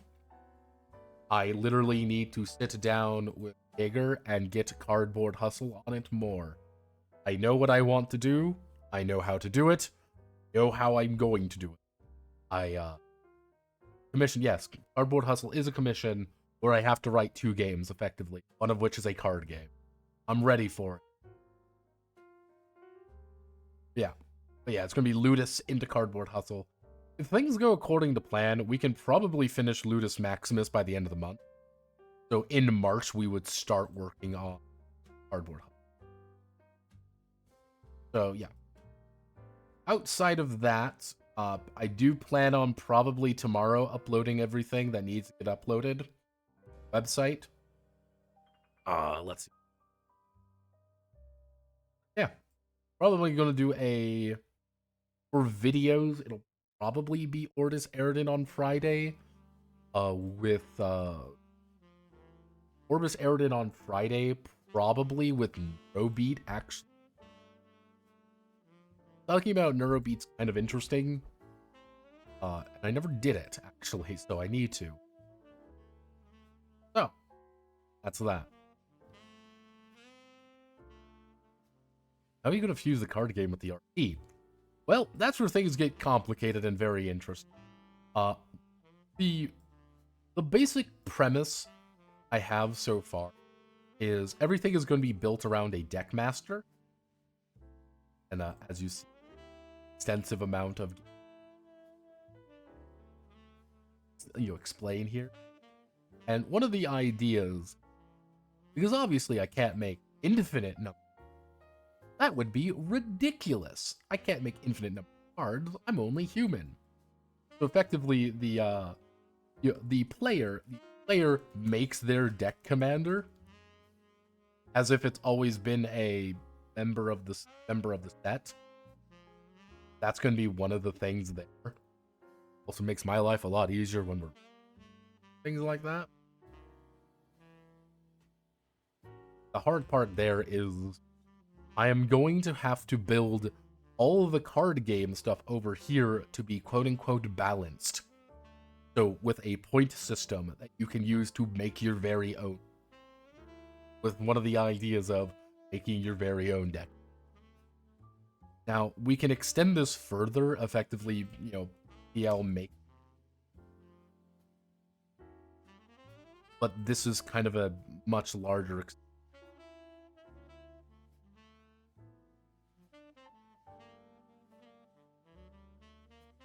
Now, basic idea though is that as your standard character man, if you are a player, you are effectively with your dual disc in one hand, playing the card game with your deck master being your representative, but you can also do things. Hence why once we get motorcycles and things like that, quite literally for a bit there, I was considering having the only dice be a spin down. Yes, very specifically a spin down.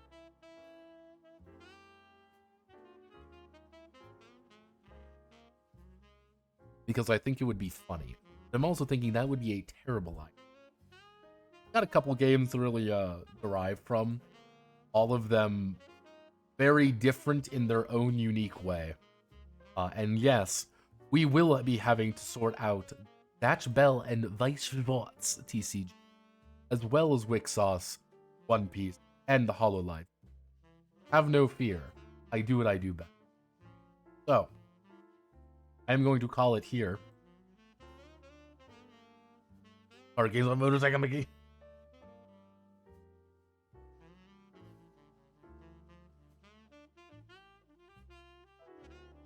Ultraman card. And don't hit me with things like that, because I'm like, is the Ultraman card game secretly the best thing ever created by man? I don't know. It's like, that's the funny part.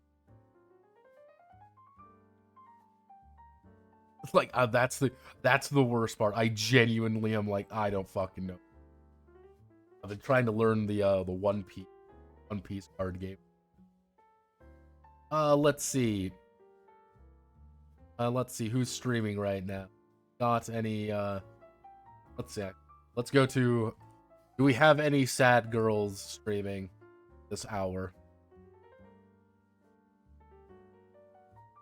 Mm.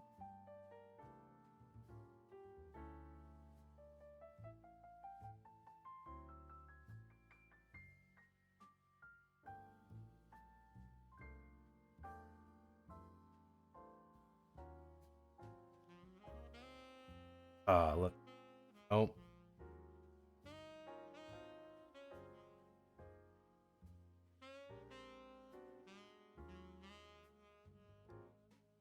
Yesterday.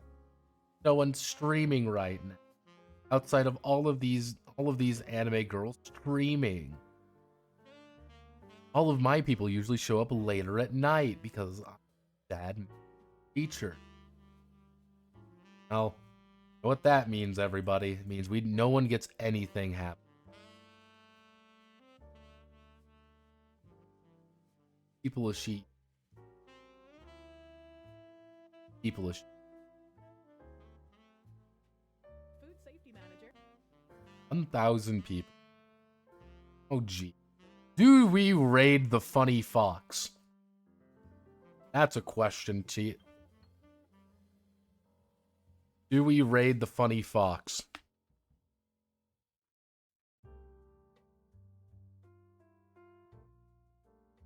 I'll say that now. The answer is yes. My coin flip says yes. Raid the funny fox. You know what she... Uh-oh. Wrong. I'm hitting every wrong button. No, yes. Alright, everyone. We're going to be, raiding the funny fox. Everyone laugh at the funny fox. Make sure you post a tiger ball in there. Ha ha ha. Don't be too bad. We're all good people here. Godspeed, good luck. I'll see you all on the other side. Possibly even. Alright.